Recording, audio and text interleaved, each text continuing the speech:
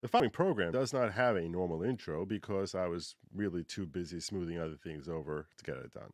So, Ori? Good evening, everybody. Welcome to the following program. I'm your host, Joe Neiman, aka Good Lawgic. I told you it's news of the day. News of the day that I wanted to share with you. Some news of the day. It's important to get news of the day, especially because I feel as if like it's been weeks since there's been any news. You have no idea. I subscribe to this, and I'm not yet affiliated with these folks. And I'm not going to kid you. I'm a little resentful about it. That they haven't yet sponsored me. Despite that, I can't deny the fact that I personally find that for my show production, it's very helpful to actually turn to ground news. They do a fairly good job of providing me an assortment of different news stories from different sources, which is something I kind of was looking for a very long time. Anyhow, so that does touch into the story my first story that I wanted to cover. Ye apologizes in Hebrew to the Jewish community for an anti-Semitic outburst. Ye, the legal name of Kanye West, shared an Instagram post in Hebrew apologizing for his anti-Semitic comments. Now I'm gonna say something. I surprised some of y'all. I ain't need it. I don't like it. I appreciate that, like, you know, if there's sentiment behind, I don't need you to bend the knee. I don't need it. But let's see what he did. Ye, formerly known as Kanye West, is apologizing to the, quote, unintended anti-Semitic remarks. They weren't unintended. You see that? No, I'm not buying that. He made toward the Jewish community. I assume that when they refer to the Jewish community, I am a member thereof. And I'll tell you this, as a member, not their spokesperson, but as a member, I didn't need it. I didn't need it. You know what I want? Just stop doing it. That's really all it is. When you see someone doing it, just say, you suck. You're an idiot. That's what I want. You can say, hey, you know what? I made some misassessments. If that's what the actual conclusion you're coming to, I don't need the whole freaking apology. I don't need you to do a little apology tour here. All people are going to end up thinking is that you're bent the knee for the gringos. That's what everyone's going to think anyway. I don't need it. I don't care about what some public statement that you made. And I'm not saying I don't accept his apology. It's not my place to accept or reject his apology. I didn't think he needed to give an apology. I should make this bigger so y'all can see it too. On Instagram, early Tuesday morning, the rapper shared a statement fully in Hebrew. Let's look at it. Okay. So what does this say? Those are Hebrew. Those look like Hebrew letters. They are. Okay. So, Ani misnatzel bechanut. This is where we are here. Ani, which means I, misnatzel bechanut lekehila hayehudis. So I'm my Hebrew is like pretty good, but I don't want to mistranslate anything. So I'm going to actually rely on. I don't like your translation here. Misnatzel committed. The Kehila Yehudis is over here is the Kehila, which is the community of Yehudis of the Jews. Al kol hatafrotzos, all the outbreaks, like Pirtzos is like breaking out. Lo miskavenes shenigmara ayidei milus. I didn't have shenigmara ayidei milus. I didn't mean to cause any of this by my words. I didn't all those outbreaks opulos for my actions. So I didn't mean to cause any harm for my words, my actions. Zelo haya kavanasi. This was not my intent. Lifgoa oloho read mikavod to injure or to bring down in stature. Vani mischaret ma'od. I am very sorry. Or I'll call ka'ev She'ulai gramti, which is pretty funny. They wrote she'ulai gramti, but which is on all the harm that I may have caused. Now, the reason I think it's funny that he uses this term right here, she'ulai, is ulai implies I hope I did, in as opposed to there's two different words in Hebrew for maybe, like I may have. So sometimes we'll say, like in a very famous passage in the Torah called Shema, the second paragraph, Shema. So it says, pen is the word that we use, like the word, like a pen. That's how it's pronounced the same way. The word pen is what's used to say, I hope that doesn't happen. Something that you're worried or concerned about something happening. When you are saying, as opposed to when you're talking about something that may have happened, as opposed to, I hope it may be sunny tomorrow. So you would use a term like ulai when you're hopeful, when the may implies hope, as opposed to may being a concern. Those are two different terms that are used. Whoever gave him his Hebrew, whoever gave him his Hebrew here is saying on all the harm that I hope I caused. I think he means to say may have caused in the negative way, and it just turned out that he Freudian slipped in the whole I hope I caused, and all the harm I hope I caused. I have to begin by starting in Atzmi with myself. So I have to begin. I'm obligated to begin with myself, the lil mode, and to learn from this injury, in order to fortify my sensitivities, va'avana gedola, and deeper understanding, yoser, to do it better, ba'asid, in the future. So I hope to do better in the future. Your forgiveness is important to me. And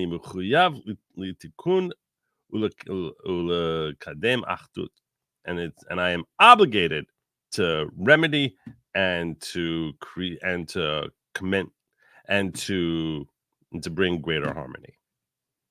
So genuine, it sounds like a genuine, notwithstanding the little ulai misspeak here, which is kind of hilarious. Yeah, it's kind of a really nice apology. It's a really nice apology. Totally not necessary. Like literally, like not a single word of this. Not a single word of it. Instead of an apology, for him just say, you know what, all the stuff I said, I was just coked out. I don't know what the hell I was thinking. And being racist against anyone, whether they're blacks or Jews, is kind of messed up. And a lot of my stuff sounded kind of racist. So, and then in the future, you just you see someone saying stuff, don't be afraid to say, you know what, that dude just don't like Jews. And it's kind of messed up. That would be like a million times better to me. But the whole apology tour, I don't need it. I don't want it. I don't want it. It's a matter of how you govern yourself. It's not a matter of oh, everyone could point to that poster on the wall of the words that he wrote one time. What the hell is that? Stupid. No, this is not good coffee. This is not good. Okay. So there you go. That's the apology. Supposedly this came from Kanye. Or sorry, Ye or Ye or whoever. And I guess it's in Hebrew to show the sincerity behind it or something. I don't know. Why is it in Hebrew? Because he's Kanye. That's why it's in Hebrew. It would have been funnier if he wrote it in French or Spanish or Greek. That would have been really cool. Greek would have been cool. When Mandy K called you, it was the most female voice I've ever heard. All right.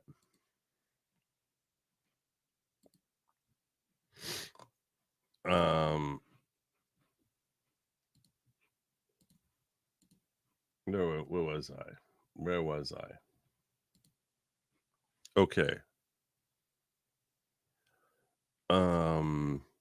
Next story. Yeah, a few stories. Only a handful of stories.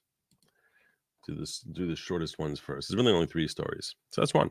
Because I have a lot of video to watch. We have a lot of video to cover. And I think they're going to be really interesting videos that I sort of want to dissect take them apart. Just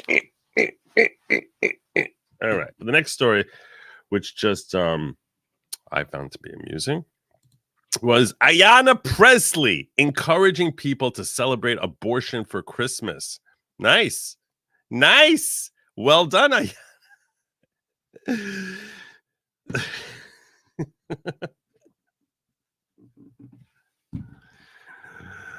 Oh my god.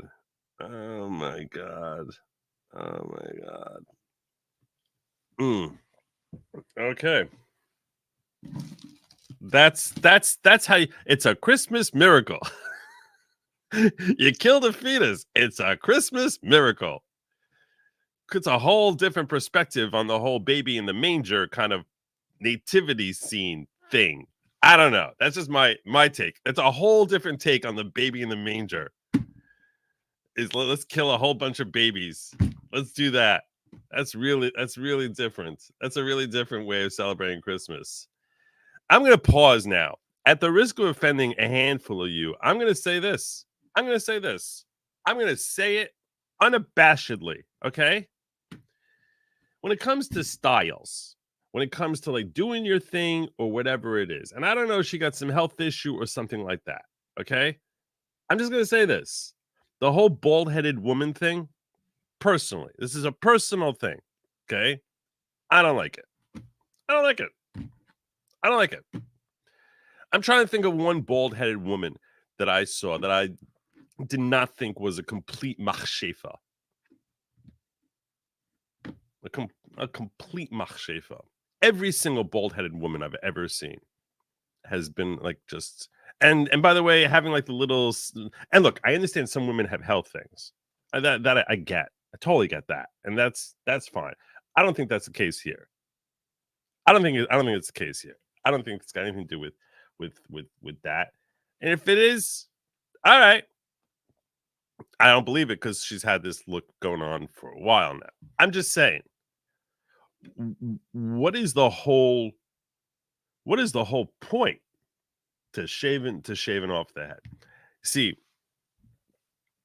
when it comes to a dude who shaves his head, okay, when a dude shaves his head, that I get, and that can look kind of freaky, intimidating. It's like a way of like it shows like a certain strength of like I'm not reliant on looking pretty, because that's what hair ultimately is. Hair is just a beautification element. So I'm not reliant on trying to appease you by looking pretty for you. When a woman has that mindset, so she's basically saying, I am divesting myself of my femininity. And I want the world to know that I am divesting myself of my femininity. Obviously, this does not apply to someone who has a health issue, or some women are undergoing baldness and stuff of that nature. That's a whole different thing. I'm not referring to that at all.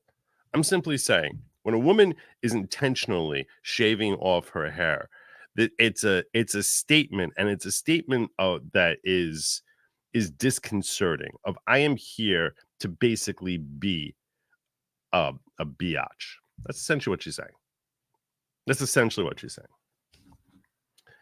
And she might not admit it. Some will admit it. Some won't.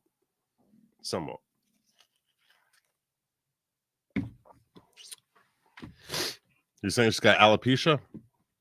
How long has she had alopecia? I thought alopecia lasts like a year, like maximum. I don't buy it. And most women, if they had alopecia, would wear like what this turban thing that's happening right behind her. Most women. But all right.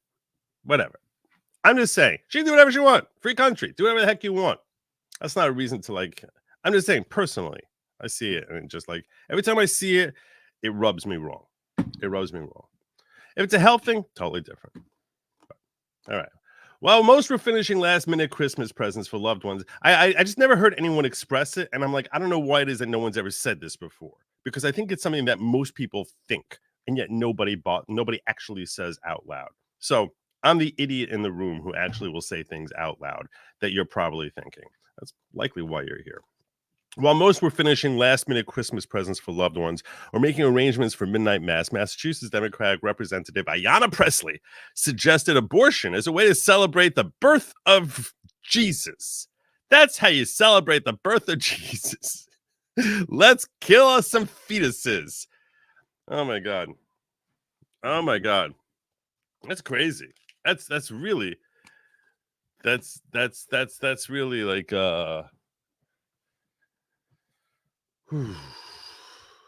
seize the womb, let them know it's Christmas. How does that work? I don't understand. Where's the connection? Where's the correlation of everlasting life?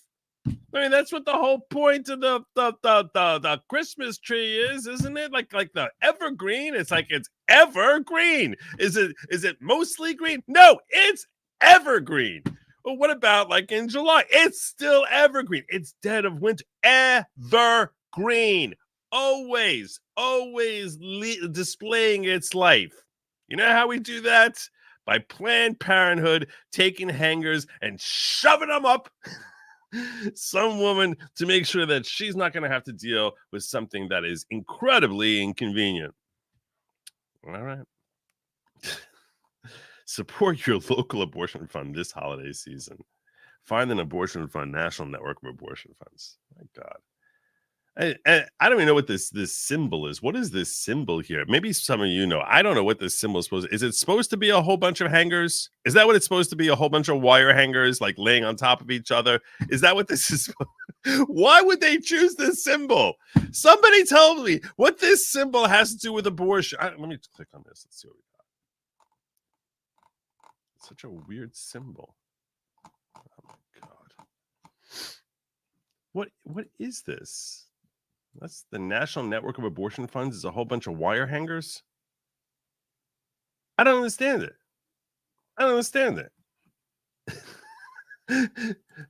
It's so creepy. This is so freaking creepy. It's so creepy. All right. Well, anyway, so that was her deal. The response to her reprehensible assaults on Christian values was not taken well, with many voicing their disgust. Oh, it's the holiday. Celebrate by eliminating the unborn. The sooner you recognize it boils down to enmity for the womb, the sooner you recognize what humanity is up against. I'm not sure I understand what that's supposed to mean. I'm not going to get you. The squad member has devoted an astounding amount of her political career to pushing abortion, even in high school. Presley was an aspiring actress and model. She landed a gig as a model for Planned Parenthood campaigns that was plastered on the side of the Chicago city buses. Apparently, the relationship between the two has lasted over the decades. So now they're giving her even more money. To be sure, Presley demands that federal funding and taxpayer money be used to ensure that everyone in the country and globally can end the life of their child at no cost. Of course. I mean, why should anyone have to pay to get for that inconvenience? So get rid of that inconvenience. With no limits on age, parental consent, citizenship, and that every healthcare worker must legally perform this task on request, regardless of religious belief, spans years. A quick glance at her life shows that she is and has been spearheading a tremendous anti-natalist effort on multiple fronts within the Marxist progressive left. Presley uses a mix of racism, activism, and political campaigning to spearhead her work to end pregnancies. Her work is prolific, but surely her magnum opus is H.R. 4303, known as the Abortion Justice Act, in which Presley targets Blacks, Indigenous, Asian, Pacific Islander, Latinx, and LGBTQ plus people. It's very strange how she really wants there to be a lot of white babies, but no one else. It's weird. It's like a reverse racism, if you ask me. The bill posits that systemic racism, economic insecurity, ableism, and a dehumanizing immigration system exacerbate the already massive barriers to abortion care. Unbelievable. Introduced in June this year, Presley's bill demands that hundreds of millions of dollars be allocated to ensure that anyone can get an abortion at no cost, in person or at home. That's why they have the whole wire hanger thing. I guess. Who the heck knows? Finally, Presley's great work states that this act supersedes and applies to all federal law and the implementation of that law, whether statutory or otherwise, and whether adopted before or after the date of this enactment. Yeah, good luck getting this passed, honey. You got this. You got this. You got this. Keep pushing for it. Keep pushing for it. Push. Push. Push. Okay, now breathe. You can push this bill out, baby. Happy first night of Hanukkah to our Jewish siblings in the MA7 across the world, Presley wrote. The celebration carries extra meaning for so many this year, and I wish everyone might enjoy peace this holiday season. Oh, that's nice. I don't know why they bring this up. Oh, to show how much nicer she is to Jews? Oh, shut up. I don't need their well wishes either. Oh, that's pretty funny. Ari Hoffman pointing out that Rashida Tlaib is saying Happy Hanukkah. She's actually recognizing that Jews were there like 2,200 years ago, 1,000 years before Muhammad was born. That's pretty funny. That's pretty funny. Well done, Ari Hoffman. That is funny. That's pretty good. All right. Well, anyhow. So there you go. There was something else on her that I wanted to share with you, but I can't find it right now. So we're going to have to let that pass for now. From Kanye, I'll take it. I feel bad for him in this situation. People who happen to be Jewish were abusing him and he lashed out. My 2 cents. I don't know. I don't even really care. I'm not going to kid you. I don't know. I don't care. He might hate Jews. He might not hate Jews. I don't know. I don't care. I'm not worrying about the guy. Hi, Joe. Love your streams. Oh, thank you, Lily. You're way too kind. You're really way too kind, Lily. It's good to see you. Hope that your Christmas was great and that your New Year's goes well as well. 2024 is a banner year for you, even though I was all doom and gloom about 2024 the other day. I was very doom and gloom when I was talking about 2024 the other day. Very doom and gloom. All right. And finally, last thing I wanted to cover with you, which I think this is important, because we're coming into this season. As we head into 2024, we are coming into this season. And this most important thing in the world. And leading the charge for us, in this particular area. And I'm referring, of course, to the GOP primaries. Leading the charge for us is Matt Gaetz. Huge. This is really, really important. Really important. We need to really, really spend a lot of time fixating on who the heck is on the Republican primaries. So that, because, and here's a reason why. We should anticipate there will be an increase in the number of Republicans in the House as a result of 2024, if only because historically, whoever is sitting in the White House tends traditionally to see each election that he remains in the White House. Whoever wins the White House for the next 2 elections can anticipate that they will see continual growth in the House of opposition to him. That's just what happens. Doesn't matter whether it's a Democrat in the White House or a Republican.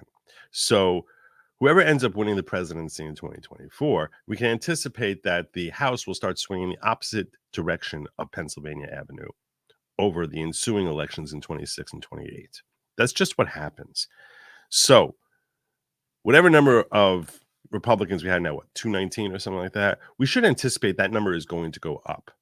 And the question is, who is going to be sitting in those seats, whether they're actually people who care about American values and have MAGA type of perspective, foundational values, or whether they're a bunch of neocons, because that's ultimately going to determine what direction the House ends up taking.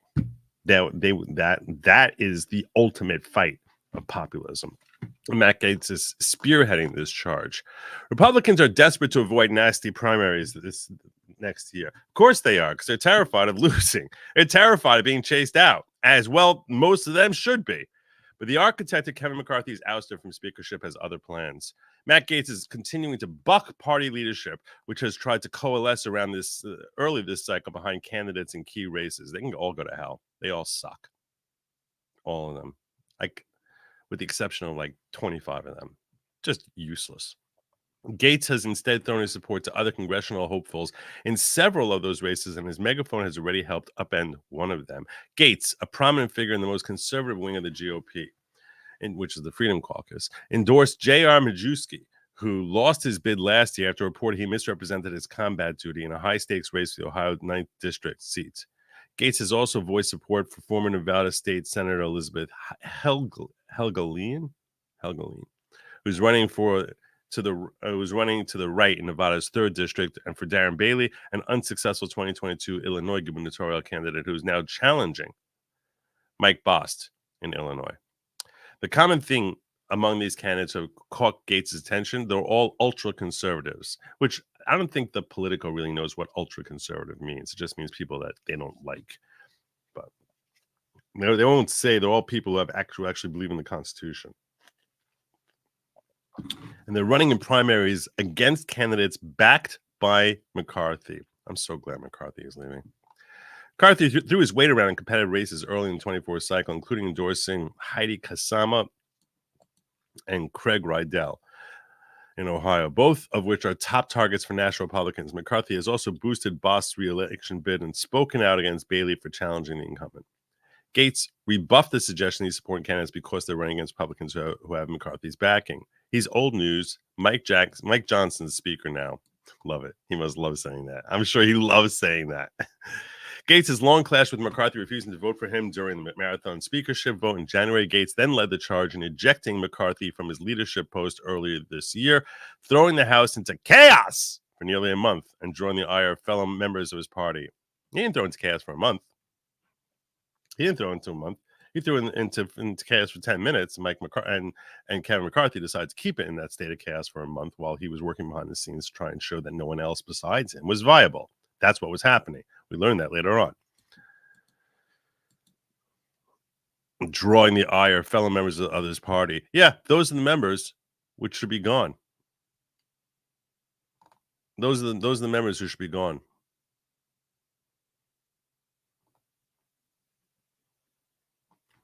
And I don't care if they're from Florida. I don't care where they're from. It was a blow to the establishment Republicans who are already grappling with the thin majority in the House. Now, with McCarthy retiring, just months after being removed, Gates is going after some of his chosen candidates. Candidate equality nearly cost Republicans the House majority in 2022. That's not true. That's not true. It's not candidate equality. It's Lindsey Graham with some far-right candidates losing key races. Yeah, because they got zero funding. And that's essentially what was happening.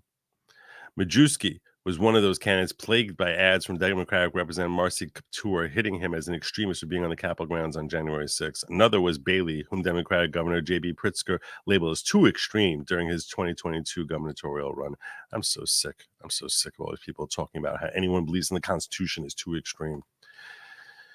Illinois 12 is a safe Republican district, so the primary victor will likely have a smooth path to the general election, although a messy primary is not a good look for Republicans who are still trying to rehabilitate their image after the speakership drama earlier this year. I don't think they need to. I think people are overstaying that. I don't think there's a desperate need to rehabilitate their image. I don't know. I could be wrong. I could be wrong about, what people who are not engaged in politics think. I'm just telling you, I don't think the image is that bad. I don't think anyone's being like, oh, man, the Republicans can't trust them after that whole speakership issue. Who's saying that? No one's thinking about that next year and next November. It's ridiculous. Gates brushed aside question about backing conservative Republicans who may go on to lose the general election. Primaries are a really important part of the political process, he said. It shows the direction the party is moving. He's right. He's totally right. Spokesperson for McCarthy did not respond to a request for comment. Republican leaders were already thrown for a loop after Gates helped upend the Ohio 09 race. Rydell was a top recruit to take on Kaptur, earning the endorsement of House leadership over the summer. But after an audio clip surfaced of him calling former President Donald Trump arrogant and saying the party needs to go in a different direction, he faces a difficult primary, and rightfully so, when they could end up elevating Majewski anyway. Yeah. Adios.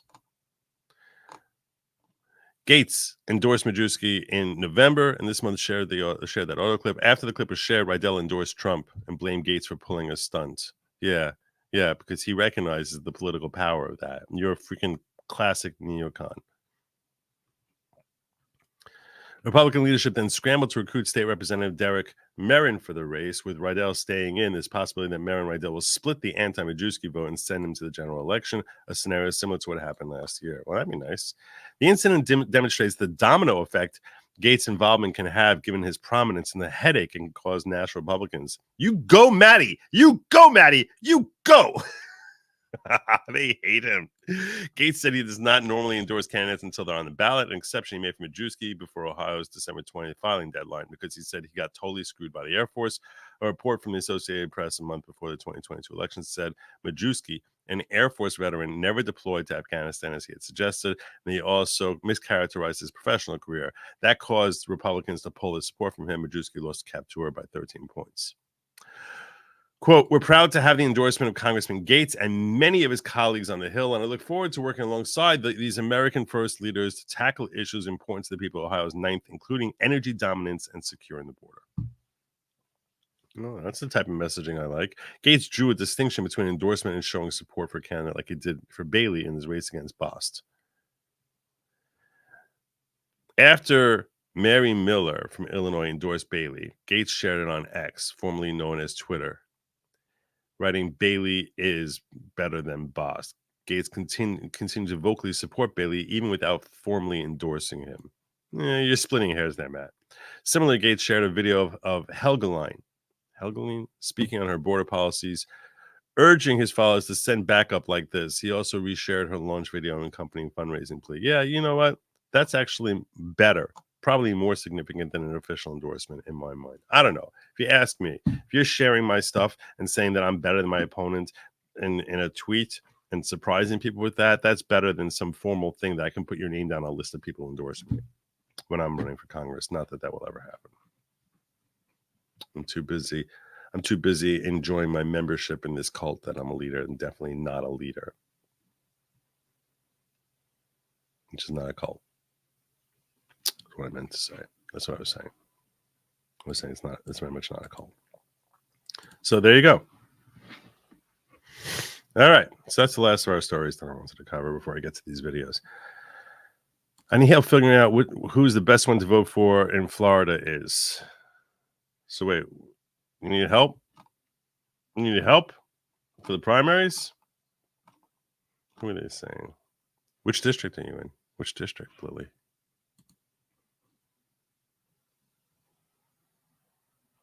Which district? I need to know. Tell me. I'll help you.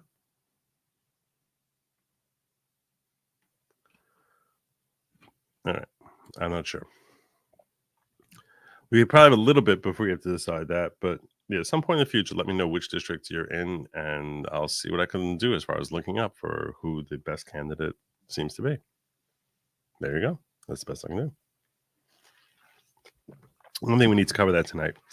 Megan Mabass says, I hope you're right, Joe. Also, we need to fight harder for the Senate. The House is a giant cluster that will take at least one election cycle to fix. That's fair. That's fair. Kimmy says, Joe, thanks for talking to me Christmas Eve. It was my pleasure. It was my pleasure. I enjoyed talking with you, Kimmy. And Allegan says, Republicans under current RNC will not win House seats. They have no ground game. We failed to change RNC leadership and now living under it again. I don't know what you're talking about. We changed our RNC leadership. Went from McCarthy to Mike Johnson, which was a significant improvement. So I don't know what that means. We're also, looking at having a split appropriations bills, which is phenomenal. It's phenomenal. So you can, you have to ask yourself, you sort of have to set yardsticks as to like, okay, this is what I'm looking for over the next 2 years from this session of Congress. And then ask yourself, how close they come to reaching those yardsticks. You can't just say, I want change. I want things to get better. You sort of have to when we see the composition of any particular congressional house, we have to sort of figure out, okay, this is where things fell. What are our hopes for how they're going to act over the next 2 years? And then you sort of set that up beforehand and then start assessing how they do. but just general thing of saying like, you know, things suck. We're always going to, trust me, you're always going to think things suck. You're always going to think that. People have always thought things suck. They always will think things suck. And that Congress is terrible. But you sort of have to have like a yardstick as to like what our hopes are, our expectations are. What's a reasonable expectation? Merry seasons, John Jerlane. Thank you so very much. Jackal says the right should probably spend an election cycle dedicated to purging neocons in the GOP while they still have the momentum to it. Yeah, I agree with you. It's very important. It's really important. You're building with Legos while watching LOL. Well, that's good. That's fun. I had more fun doing that than I admitted. But I don't know if I call it sort of like fun. It's sort of, I call it like sort of like, it's almost like smoking. It's like I'm just doing something, which is like occupying a certain percentage of my brain and occasionally requires added focus. And I think that a lot of people need that. So like a lot of times, I'm sure a significant percentage of you right now are listening to me, and I'm sort of serving as a type of white noise that you feel comfortable hearing me talking and covering whatever it is I'm covering. Every once in a while, you might tune in more. Other times, you'll tune out. I'm sure because and then I'm sort of like a radio in the background, which that's cool. That's fine. But it sort of is occupying a certain percentage of your brain while you're dealing with something else at the same time. So I think that's what Legos sort of falls in. RNC is party, not the elected. Oh, I'm sorry. We still have the same head of RNC. That's what you meant. I apologize. I misunderstood. You're right. I withdraw. I yield to you. RNC, H. Dillon lost to Rana, the Republican National Committee.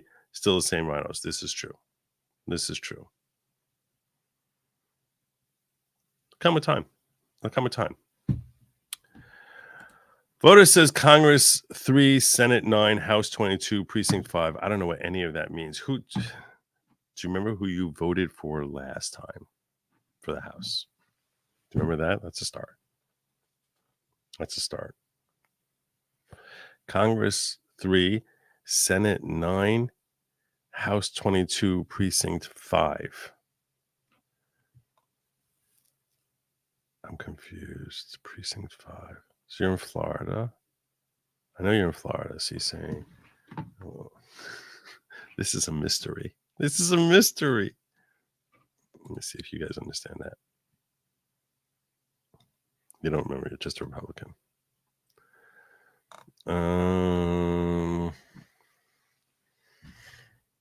Congress 3, Senate 9.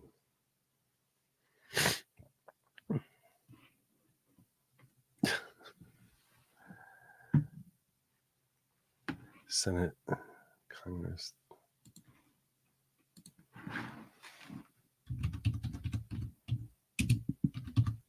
House 22. I assume it's House 22.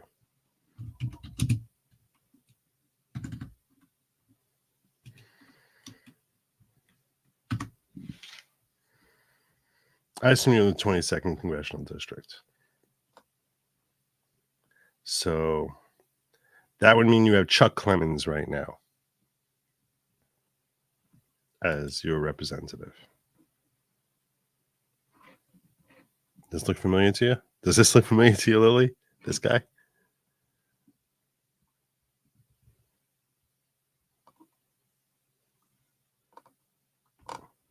Is this your district here? Some of his district is in the ocean, so it's a little confusing, but near Gainesville.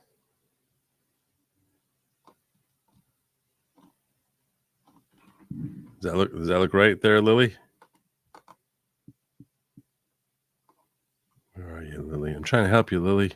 I'm trying to help you. And I appreciate it, Johnny. I appreciate paying attention and paying out. All right. I'll try to come back to you another. I want to get onward. I want to move onward here. So I want to start with Steven Crowder versus Piers Morgan. I watched 5 minutes of this. Well, 4 minutes and 21 seconds of this. So let's get it started. I was like very much enjoying the opening of this. So I don't remember if I turned on audio or not. So if I didn't, let me know. You guys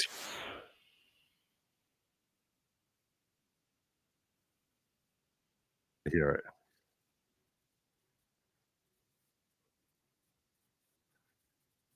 She posted like 6 or 7 times.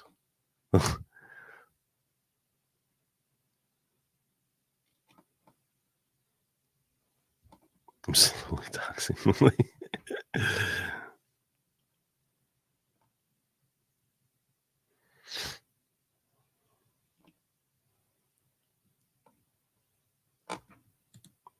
Yeah, I thought there was no sound. I had a feeling I forgot to put sound on when I did that.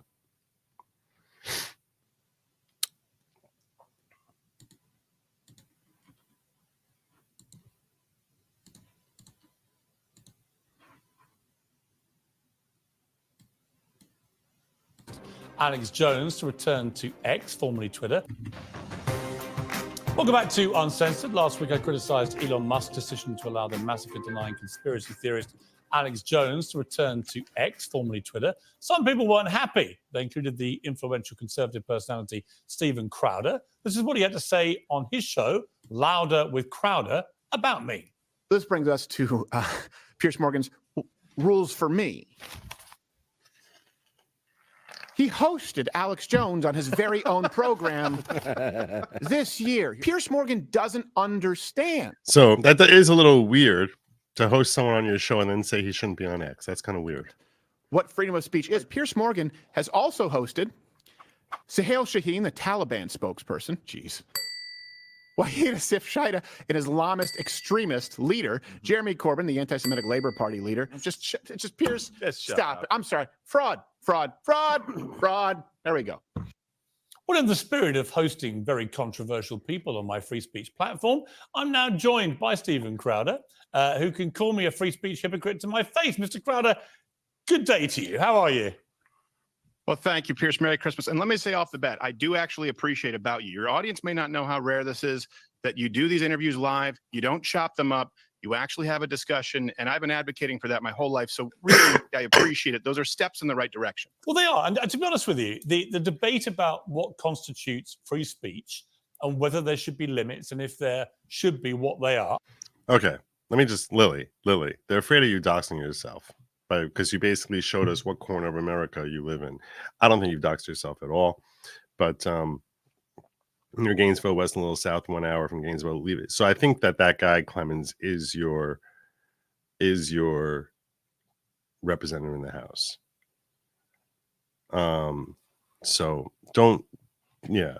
I'll look into Clemens. The name doesn't ring a bell for me at all.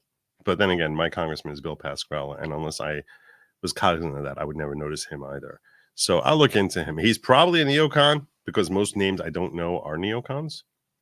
But that doesn't mean you actually have someone who's like a likely Freedom Caucus member who's going to be running in the primary. So, but I'll try and look into that. Clean that up. I think is really interesting. And a lot of people have strong opinions about this. And let me get to the rest of these also while I'm here. 30 minutes behind, but first thing I thought when the Israel stuff started and the left side of anti-Semitism was the thing now was that Ye must be pissed. That's pretty funny. You tell him, Mo. You tell him, Mo, Lester. And I'm perfectly happy to be proven wrong or to at least have a debate with someone who's got strong views that don't necessarily tally with mine. So I welcome you to the program.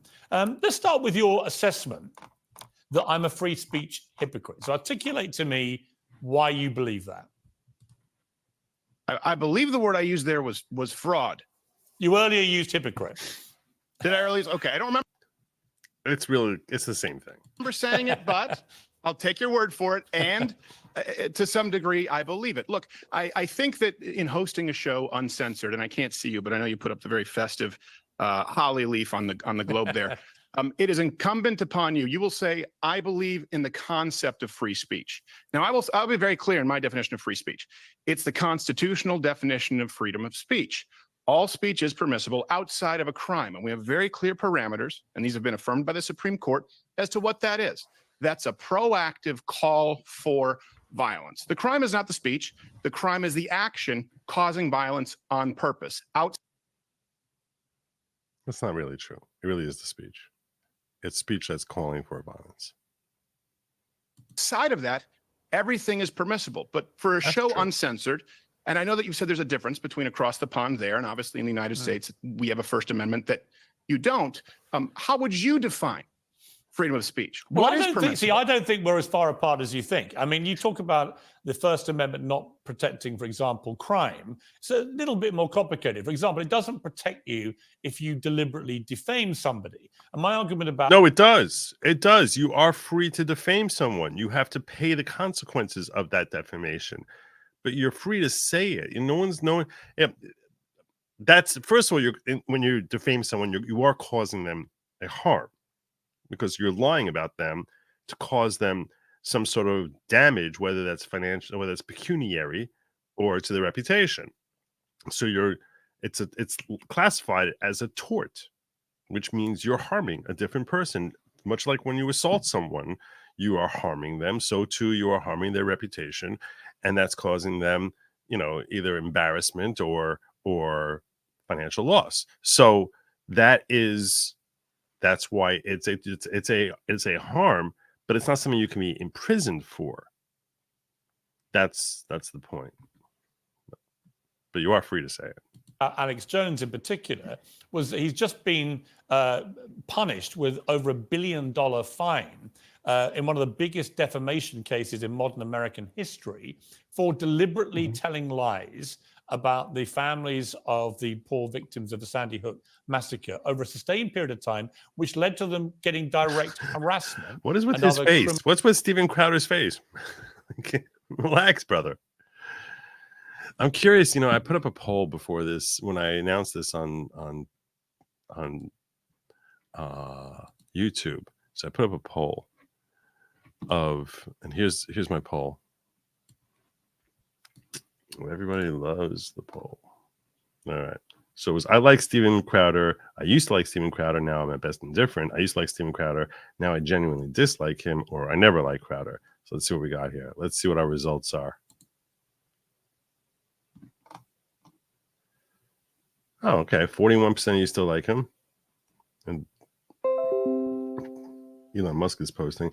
And 36% are at best indifferent. 7% have learned to dislike him.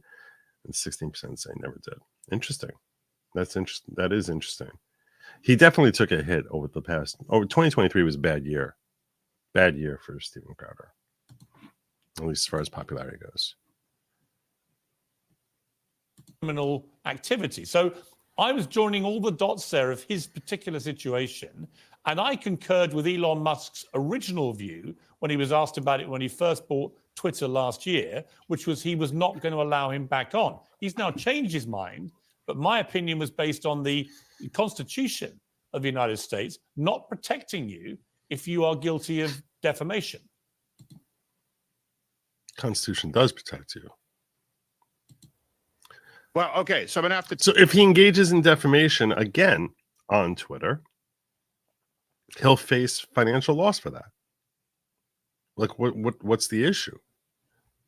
Take the rounds out of that magazine from how loaded that question was, and so much misinformation there. And that's the beauty of the freedom of speech. You can say that, you can speak misinformation, and you have the right to, for example, saying he knowingly lied. Look, I'm not in the business of defending everything that Alex Jones has said, okay?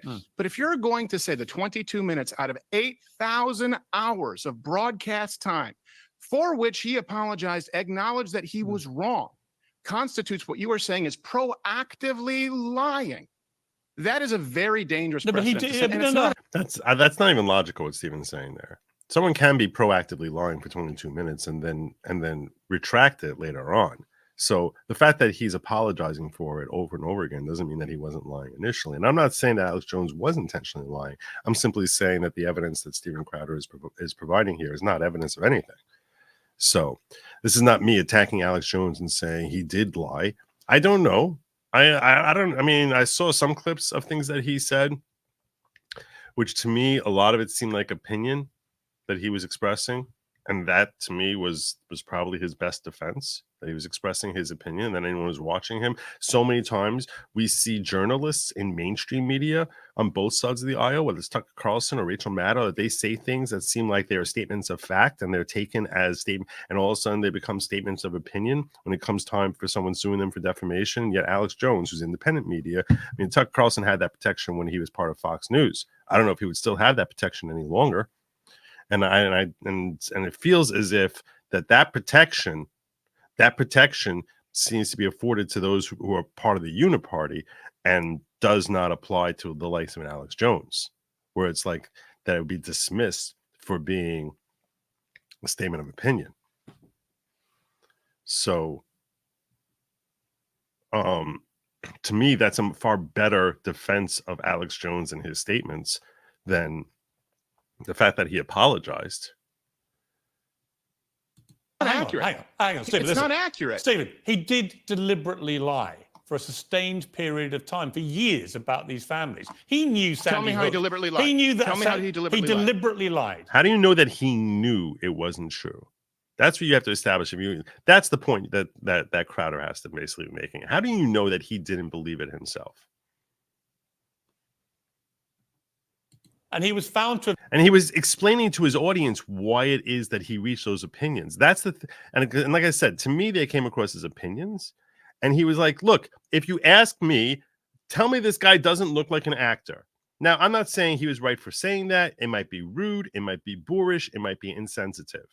And you can call him a jerk or a D-bag or any other, lengthier words or a string of expletives that I wouldn't use. But you say all these terrible things about him. But to my mind, every time he was saying it, he basically was establishing what it was that brought him to that conclusion. And then people can reach a conclusion on their own. But that's, to me, a far better example of someone in engaging in opinion, that when you hear it, you recognize its opinion. Any listener would recognize its opinion rather than mistaking it as fact. And compare that to Rachel Maddow saying he's literally a Russian agent. Like, that sounds like a statement of fact. And then say, well, literally, I don't mean literally. like, and that defense worked for Rachel Maddow. So, whatever. If I tell, for example, to me, if I tell you X committed a terribly evil crime, okay? X did some terribly evil crime, and I present all the evidence that leads me to this conclusion. To me, I don't think that is when I'm providing the evidence, I am explaining to you the justification for me reaching that conclusion, and that to me makes it should be qualified as an opinion. Because when I go through that whole lengthy explanation, I'm letting you understand how I'm coming to this conclusion.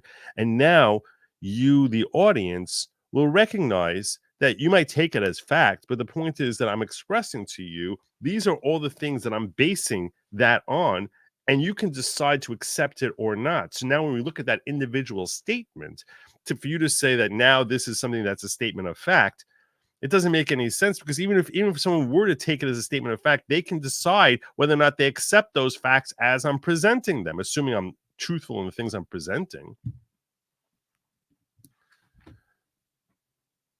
Tell me how he deliberately lied. And by the way, in his defense, Tell me how he deliberately lied, please. In his defense, he tried to play the First Amendment card, and it was rejected by the judge. Rejected. Tell me how he deliberately lied, please. Because he knew that it wasn't a hoax. He knew the massacre had happened. Incorrect. Let's listen to what he said. That's incorrect. Let's play what he said. Oh, good. We get some clips. Hook, it's got inside job written all over it. Sandy Hook. That might mean it happened, but it's an inside job.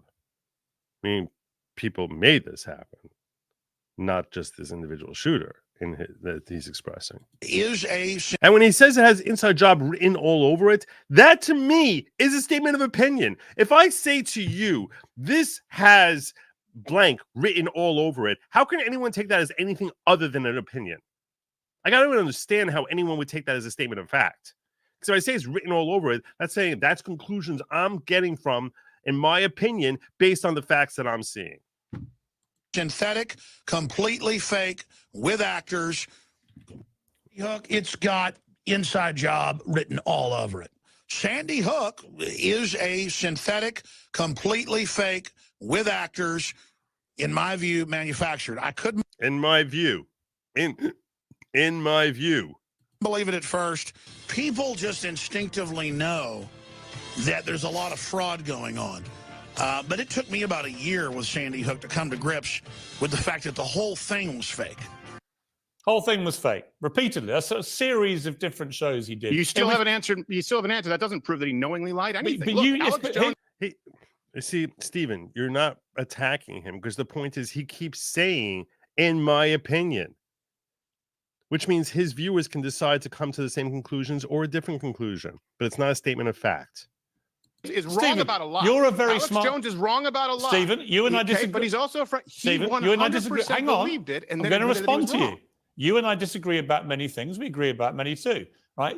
But on this point, you're a very smart guy. I wouldn't question that for a moment. You and I both know Alex Jones knew that was not faked Sandy Hook. You and I both What's with the face that Steven Crowder's making? This is so weird to me. know that. So I have to spit the words out that you just tried to place in my mouth. I do not know that. I don't agree with the premise, and you have yet to prove it. Here's the beauty, though. I don't have to even prove if you it. were The to court commit proved it. defamation, even if no, it didn't, and even It did. assuming They that found you him don't guilty discuss of the caps defamation. with your audience. No, they found him guilty of defamation on default, based on a purported failure to turn over enough disclosure, but not that they actually looked into the facts of the matter to reach that conclusion. I'm going to continue speaking as though we're having a dialogue. Even assuming that you don't discuss the caps that he would never pay out, the far lower settlement that they have decided they would allow, considering this will go to a superior court and will get thrown out, even if you allow all of those things. Here's the beauty of the First Amendment. Here's the beauty of the. I don't think the decision will be thrown out. The amount of the award may be reduced, but I don't believe. I doubt the decision will be. It could.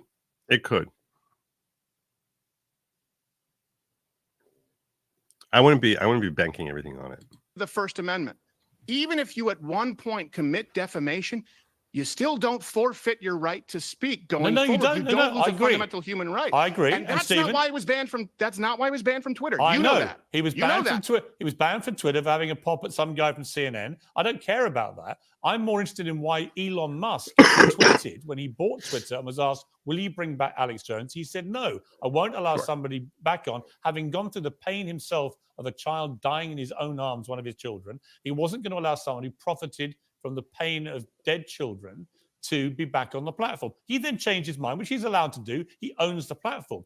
X is a private company owned by Elon Musk. He can do what he likes with it. But they also have a series of rules which are available on their website, which you can check about what is allowed and not allowed. And they will deplatform you if you transgress those rules. And my point to you is that the situation with Alex Jones is that he was found guilty in an American court of defamation. And yes, it's entirely down to Elon Musk that he can bring him back. But I agree with the first version of Elon Musk's decision-making, not the second one based on a completely undemocratic poll he put on his own Twitter feed. Why would that Twitter feed be undemocratic? What would be a more democratic way of doing it? See, I don't understand that either. I agree with you that it shouldn't be left to a Democratic poll because he's saying it shouldn't be left to the Democratic poll. But if you think that it should be democratic, what more democratic way could you have than having up to like 1 billion people voting? The First Amendment is not subject to a vote. Right. But you accept the First Amendment of the US Constitution has a number of things which are excluded from protection, whether it's child pornography, fraud, defamation. There's a whole list of things which you'll simply... But you keep throwing defamation in there, and Stephen keeps letting you get away with it. It could be because he doesn't appreciate the legal distinction there. But that has nothing to do with speech. No, but you're conflating Piers. But I think you've mischaracterized what I said then, because I've never said he hasn't got a right to say what he wants. He can say what he likes. I believe fundamentally in anyone's right to say whatever they want. The question is accountability. And the U.S. Constitution, Sure. which you don't think I know anything about, but actually I know a lot about. And I'm a huge... I didn't say you don't know anything about it. I Well, you really don't actually, believe that. I know that in you another have studied clip it. from that same show you did, you basically said, I don't know much about the U.S. Constitution because I'm not American. And that's fine. But I have lived and worked in America for 20 years. I have tried to really get a handle on the U.S. Constitution. And on the issue of the First Amendment, it is a complicated thing. It's not as simple as saying you can say It's not whatever you complicated. want. Well, it is, because it doesn't allow the unfettered free speech, but with protection. That you're suggesting it does. Absolutely does. It doesn't. It absolutely does. Say it. Say Would you defamation like me is to explain? legal. Barring what I've already outlined. Actual criminal behavior calling for violence against other Right. people. For example, Pierce. Distinguish Yeah, but he knows defamation. defamation. And I'm saying this in your defense. For Get him on the example, you made defamation. your Tell him. joke. Tell him how wrong he is about defamation. That's the only way you actually. That's how you win this argument, and it's true. About being a two-spirited penguin, right? I Yeah. thought it was cute. I think it was funny. And I understand the point that you were trying to make. Okay. You have had people accuse you of creating violence against trans. You know that, and we know it's absurd. So who defines what is actually calling for violence, or if you But here's the basically in difference. a roundabout way, No, maybe That's a hey, whole Hey, different argument. That's a whole different argument. That's really not relevant to this, Stephen. No, unless you called for. And I want to be clear here, so no one misunderstands me. I think Stephen is a highly intelligent individual, and I also think that that he has a wealth of talent. A wealth of talent. I personally would never want to work for him. I think that he's terrifying. As far as I think he strikes me as someone who would be terrifying to work for, like just a nightmare. But like I see elements within him which make me think he's a very controlling person. And I'm not just talking about the whole ringtone video thing that we all saw, but there's just that only confirmed suspicions I had about him based on a myriad of different small cues in that direction. I'm simply saying I don't. So I think he's very intelligent and very talented, and I agree with most of his opinions. But over here, I don't think he's doing a great job of highlighting distinctions. He seems to be bouncing a lot. For violence. No, but you keep didn't. saying said that you were a two-spirited But penguin. you keep saying that your only barrier on free speech is crime. Yes. And I keep reminding you that Alex Jones was found guilty of defamation, and that is one of the things that's not protected by the First Amendment. No, it's not protected in a you can have civil damages, and your First Amendment rights don't cease to exist. In other words, you can pay. You can pay the piper for what you have done in You're that still being individual held instance. accountable So if someone for your at some defamation. point, if someone accuses you of defamation, and let's say has a suit levied against you that actually, by God, is successful. Let's say that, does that forbid you from speaking publicly thereafter? No, No, of you course don't not. lose No, it. but It's a fundamental human right. Not at all. But it does allow, I'm exercising my rights. See, and that's also a little bit of a red herring, because if someone engages in illegal speech, they also don't lose their right to speak. So all the more so if it's not illegal speech, like defamation. But if someone were to engage in speech that were an actual crime, they were to incite violence, they were to engage in conspiracy, which involves using your tongue usually in order to convey some sort of agreement to engage in crime. So that's people have tried arguing this freedom of speech, and it's been held very clearly by the court that that's not part of freedom of speech. But even after someone engages and is convicted of it, they're still able to speak. No one's able to limit their speech. To free speech to say, I think he shouldn't be allowed back on X, which was the position of the owner of X until last week. So my point is that Elon Musk has made two judgment calls about this. One I agreed with, and one I didn't. And I'm exercising my free speech rights to say I don't agree with it. You are, and I completely support your right to that. The problem is Elon Musk changed his mind in the face of new information. And if we want to have productive dialogues, we need to, you know what? This is one thing I often ask. And by the way, I think that none of this is a gotcha for Twitter clicks. I hope to God it's not. How often, when you were on CNN, or how often when you were on your morning show there in the UK, or how often do you see on any news network someone say, you know what? New information came out and I was wrong. And I say that because you've done it and I appreciate it. You said, you know what? If I knew what I know now about the COVID vaccine, specifically that if you get the COVID vaccine, you cannot transmit it. Yeah. No medical advice on this show. There's like zero medical advice. He's not a doctor. I'm not a doctor. You're not a doctor. You might be a doctor. I don't know. But whether you're a doctor or not is really relevant in this exchange because the information is flowing in this direction. And I'm telling you, I'm not a doctor and he's not a doctor. And you should talk to your doctor about any health concerns, whether it's COVID or anything else, because there's no medical advice coming from here. This is just his opinion. No medical advice. YouTube wants me to tell you, and I am.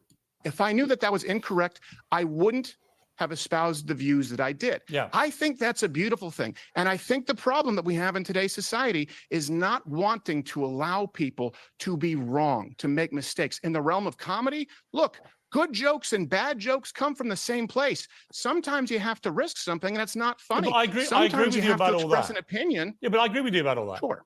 I agree with that. I tell you, that's really the bedrock of the show. But I come back again to why I had a particular issue with the Alex Jones thing, is that unlike the other circumstances you're describing, in his case, he was found guilty of a serious defamation. Here's the question. Why don't we come back to what you started with, which is the clip of Steven Crowder saying that he's a hypocrite, because you haven't touched on this at all, gentlemen. And that is Piers, why would you say that Elon should not platform Alex Jones for whatever reason, that he should not platform him, and then you went ahead and platformed him yourself? So if it's benefiting you, you'll do it. But if it's benefiting Elon, oh, this is a terrible, terrible thing. Why? Why would you say such a thing? Against the Sandy Hook families, he was fined over $1 billion. So far, he's not paid a dime of that money. And, you know, Elon Musk has made 2 calls on him. Like I said, the first one I agreed with. I don't think that people like Alex to what Jones he should started be allowed with. an unchallenged, unfettered public platform to spew lies which are done deliberately, in my estimation, to spew lies. Unchallenged? Are you out of your tree, sir? He's Have you been on unchallenged. X? It's a cesspool. No, no. Where anyone can say anything they People like. can reply to him, but no one can have a direct challenge to. Playoffs? You're talking playoffs? Alex Jones, like I did when he came on my Of course show. I can. Look, like you picked out, for example, that he came on my show, Jeremy Corbyn, Taliban spokesman, and so on. Yes, because in each of those cases, I put them through the mincer, right? And I'm prepared to have them on to give them a hard time and challenge them. You might agree to disagree with that, but they're all pretty volatile interviews. But I was able to challenge what I perceive to be their untruths. Right? I'll show you a clip of the Corbyn one to show you what I mean. Have a look at this. You seem to be Hang on, over-concerned with... With anti-Semitism. Yeah. No, I did not. I am. Should Hamas stay in power? It's actually Are you done yet? It's actually a critical question. Are you done yet? It's a critical question. Are you done yet? No, it's the question. Are you done yet? Should they stay in power? Are you done yet? This country says they're a terror group. Do you agree? And should they stay in Listen, power? I do not approve, support, or welcome Hamas. Are you prepared to call Hamas a terror group? Is it possible to have a rational can't, discussion can you? with you? Is it possible? Come on, answer that You question. can't, can you? You answer it. No, it's my Okay. show. You answer my question. Now, the point of playing that clip, other than to entertain you, as I'm sure it did, is that, yes. I hate that clip. I hate everything about that clip. Why do you hate it? I hate it because I don't like Jeremy Corbyn, but I think he's a bombastic prick, but I also think that you should have let him finish speaking. Why? Because then he would express bad ideas. Yeah, That's why I support freedom of speech. But actually, in the end, I could tell very quickly That's he true. was never going to give an answer. And therefore, we were in a game of cat and mouse, which went on so long that the viewer was left in no uncertain terms what his answer actually was. Because otherwise, you just say Hamas are a terror group. It's not difficult. And in fact, 2 days later, he admitted Hamas are a terror group. That was his position. But only after I shamed him into doing it. So look. I just want to pull up here. Chugi Show says, every summer, if I put my hair in a ponytail, peeps can see I've shaved the back of my head. It keeps me cooler on my job. I don't get a headache as much when putting my hair in a ponytail. That's got nothing to do with anything. That's not, first of all, you still have hair. You still have hair. So, yeah. When you're saying, I'm not here trying to be a capital B, just trying not survive working in a warehouse that gets up 100+ degrees in July. I'm sure people see me and think all kinds of crap. But oh well. See, you know, you're taking what I said and applying it to you, and I understand that a lot of people likely do that. You're not alone in that. I'm simply saying the point that I was making is when a woman shaves her head completely bald and walks around with a head that is shaved completely bald, in my personal experience, it's a statement that they are a B. That's essentially what they're trying to say, that I'm badass and I'll kick you in the nuts. That's essentially, I've never met someone who wasn't like that. And what you described is not a hairstyle. That's that. You're simply saying that you shave the back of your hair because you like it's too hot and you're working in a crazy hot warehouse. You're still keeping some of your hair. Why? Why you're not shaving completely bald? Oh, because you actually care a little bit about your femininity, which is a healthy thing. That's a good thing. That's not a bad thing. Nothing's being bad. Nothing. So what I'm saying is, I don't think your particular circumstance really reflect anything, or anything I said really relates to your circumstance. So, but that's clear now. You just want to make a more thoughtful decision this time. Besides, he's a Republican. I'll tell you right now, my gut says Clemens is a neocon. So, excuse me. Diaz and Jeff on X Rumble may be up on North Central. Oh, he's the Central Florida politics. Diaz and Jeff on X and Rumble may be up on North Central Florida politics. That's who Lily Q Revere is talking to you. He's like saying you might want to check out DSN Jeff because he might know more about North Central Florida politics and can give you more insight than I have. Not criminal to defame even when left wish it was. This is true. Happy New Year, Joe. Mods in chat. Thank you, Mama 4. Great to see you. Great to see you indeed. Crowder looks comically swollen. It's something. It's been a rough year for Steven Crowder. It's been a rough year for Steven Crowder. I mean, he had the whole issue with Jeremy Boring, which a lot of people took this side, a lot of people took that side. I actually think both of them came out looking ugly from it. I don't think anyone came out looking good from it. I mean, they both lost a certain level of respect. I thought that Steven created that situation for the purpose of seeming sympathetic. And I think that Jeremy Boring and the Daily Wire didn't really look great in that situation either. And I can understand them saying, hey, if we're going to take a shot on talent and help build you, in that case, we want to get some sort of payoff for that. So, because I think they're talking about Brett Cooper and her contract or stuff of that nature, and he was expressing his concern. Whereas I think if he was in Jeremy Boring's position, I think he would have done the exact same thing. I don't think he would have been any better of a boss than Jeremy Boring. Frankly, I doubt he'd be as good a boss as Jeremy Boring. Not that I know how good a boss Jeremy Boring is, but and I felt that so I felt like he was angling to try and build this whole mug club thing and whatever. Now that doesn't detract from the fact that he does a lot of great work, and he does do his team does a lot of great work. The whole bodybuilding, his body has blown out of control. It looks like he's wearing like some sort of suit. Like some, you have a fat suit, like he's wearing like a muscle suit. I mean, dude looks jacked. So some people like it. It's like hypothetically saying that the FBI and CIA unalived JFK and MLK. There's evidence one way and the other, but you'd be unalived if you question it. You cannot question the narrative. This is probably true. Note, Crowder plagiarized comedian Patrice O'Neill talking about free speech, particularly that good jokes and bad jokes come from the same place. I didn't know that. Thanks for sharing that. I hope someday someone hates me enough to super chat you about it. Cult follower number 6, Joseph. And when a man has a ponytail,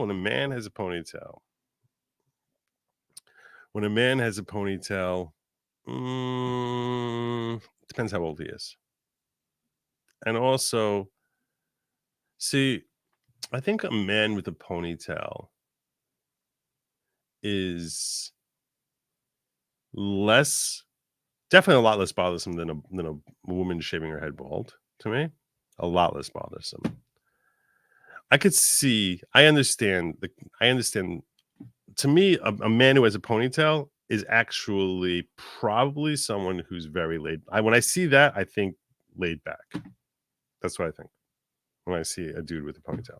I assume that he's more chilled. I haven't really ever thought about why that is. But if I see a dude in a ponytail, I'm like, yeah, that guy probably is pretty I'm not talking about the tiny little pony. I'm talking about like, you know, real head of hair ponytail. I assume that dude definitely does pot.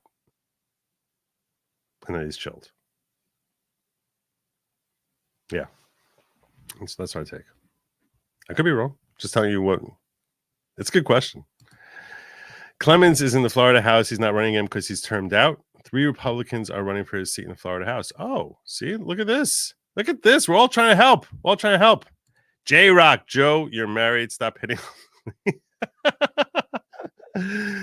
I suspect that Lily is out of my league. I suspect that she's out of my league.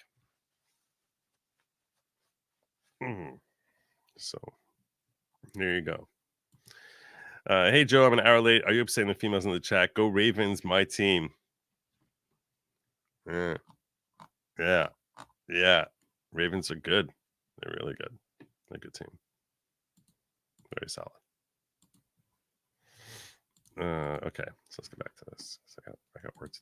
Here's my question for you. So that's it. So you want to shame people into agreeing with you? No, I would rather all. just let not them speak if they have bad not ideas. Not at all. I want to shame them into giving an honest opinion. But what I will really lose my rag about, and I'm sure you must be the same, when people just obfuscate and don't give a straight answer to a straight, simple question, then I will go after them. If they give an honest answer. Okay, so Chugi saying, no, Joe, don't shave it completely because I had surgery on my soft spot as a baby and my head looks a little wonk, LOL. Honestly, it would be safer at work for me to have as short as hair as possible. You see, but here's the point I want to make to you. Here's the point I want to make to you. Why do you care if your head looks a little wonk? It's because you care about your appearance. This is my point. That's part of the feminine side within you. You actually care about it. So what I'm saying is, I don't think anything that I was saying. I can understand why on a surface level someone might take what I said as applying to you, but I don't see how anything I said actually applies in your scenario. So even if I don't agree with it, I respect that. And in fact, I think people who watch my show regularly will see that is my position, whether I agree with them or not. I have lots of people on I don't really agree with. But I find the ones that I have respect for are the ones who give a straight answer to a straight question. So let me ask you a straight question. Let me ask you a straight question. Sure. David Duke, the former KKK leader, he's banned from Twitter. Elon Musk hasn't brought him back. Right. Should he be allowed to be back on X? Throw that at me. Really? You just say, I want to ask someone a straight question. You have me here. I'm basically a specter. I don't appear on any. You want to ask me about David Duke? Yes.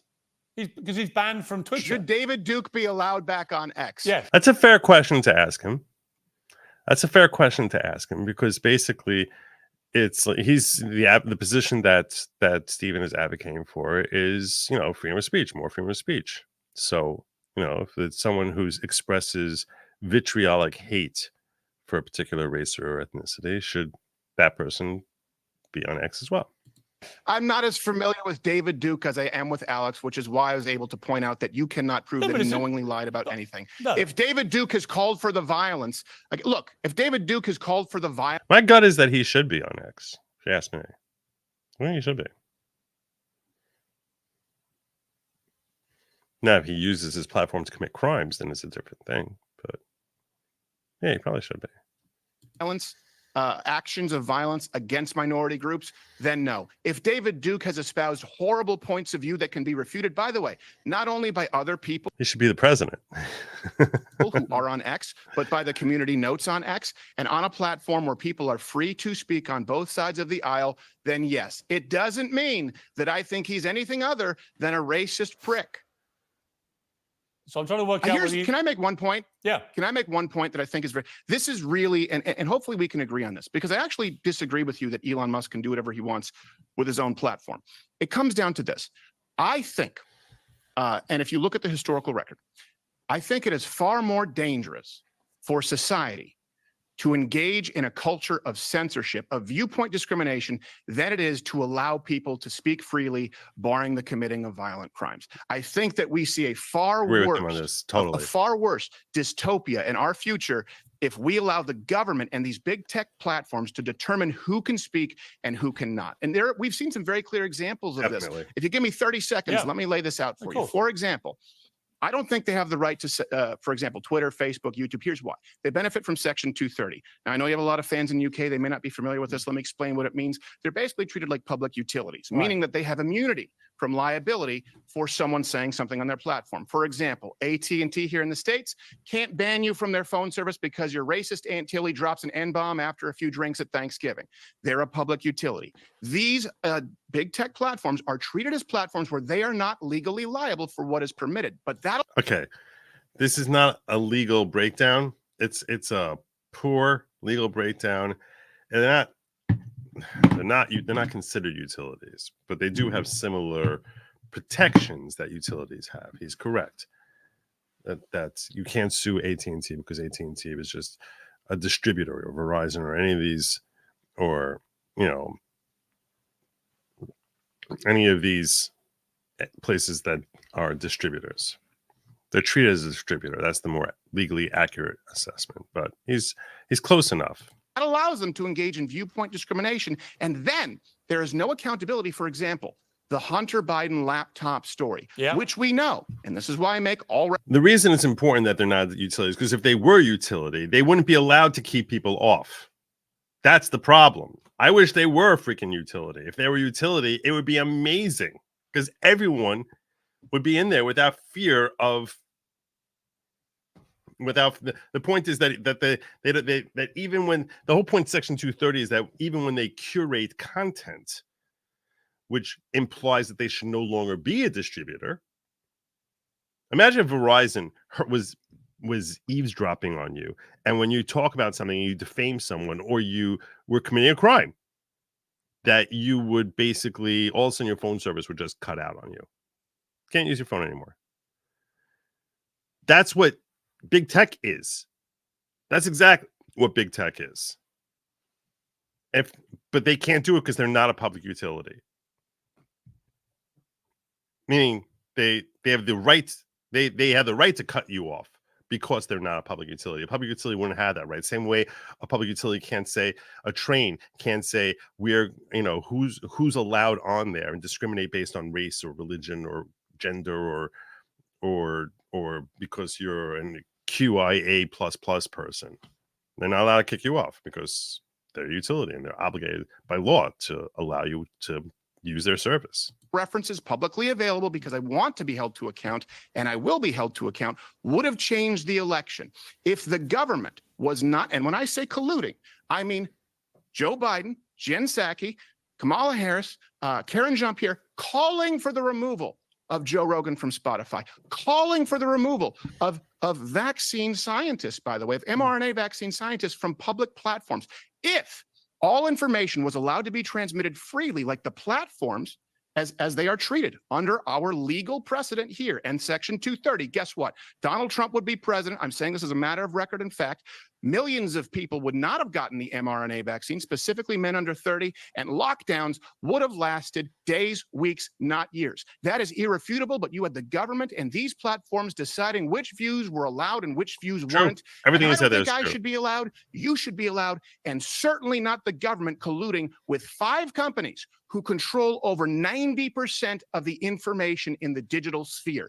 It is terrifying to me. You may think I'm an absolutist. I think I'm reasonable. No, I don't. I actually don't think that's unreasonable at all. In fact, I have written numerous columns about the outrage of the New York Post having that initial expose of Hunter Biden. Look at the cryon below them. Is Piers a free speech hypocrite? They're not really addressing that. And why did you have Alex Jones on? That's what Steven Crowder needs to ask him. I know that the interview is going from, it's going this way from like Piers to Steven, but the whole point, if the question is Piers a free speech hypocrite? Well, in that case, that's what you should be talking about. That's what he should be asking him. Why did you allow Alex on? Why would you say Alex should not be allowed on Twitter, but you would give him a platform on your own show? Why? Why would you say that? Censored by Twitter, as it was then, for 2 weeks, right before the 2020 election. I've said to Donald Trump to his face, never mind the stolen election bullshit you keep trying to pretend happened. I said, focus on that, because that probably swung the election, because it stopped the media investigating properly what was going on with Hunter Biden in Ukraine and what his father's involvement would be. I think that could have swung the election. So I absolutely agree with you. Let me give you a funny story about it. And not only could it, it would have, according to Dr. Epstein. Do you realize? Now, I'm a comedian, right? This show, that's why I appreciate you said, hey, you got to chuckle from our segment. Some of it is tongue in cheek. And I appreciate that you recognize that and not try and use, you acknowledge that it's a joke, whether it's funny or not. So as a comedian, the host of a comedy show, Rudy Giuliani was on this show. And the first time the public ever saw Hunter Biden's laptop was on this show. He brought it up. He goes, I have the laptop here. The FBI came, they searched my offices. They took everything but the laptop. I go, wait. That's pretty Is good, that the really. Hunter Biden laptop? That's a pretty good Giuliani. They took my offices. That's pretty good. He said yes. Episode is banned. Suspended from YouTube. Think about that. Think about how terrifying that is. It was an accident. It's wrong. It's wrong. Let me ask you, though. Yesterday on your show, you appeared wearing a T-shirt saying Alex Jones was right, changed my mind. So my question is, what was he right about? Oh, gosh. How much time do you have? Well, are you talking about Sandy Hook? No, I'm not talking about Sandy Hook. He said he was wrong about Sandy Hook. Right. He apologized for Sandy Hook. When he was sued, he said he was eventually, wrong. But I'm saying obviously the shirt wouldn't be addressing that. If it's he says I was wrong, it would be awfully daft. But what are you alluding to then? I'm alluding to, for crying out loud, if you talk about intelligence agencies spying on Americans, if you talk about the turn of the frog gay, I don't like it. That's what he was right about. That's what he was right. That's where he was right. What we've done with South American countries as allowing the spread of STDs, for which Hillary Clinton apologized for. If you talk about nation building, where there have been underhanded deals with nations who don't have our best interests at heart, I mean, it's, take your pick. I don't believe that, for example, George W. Bush was next to the Twin Towers with an Acme plunger.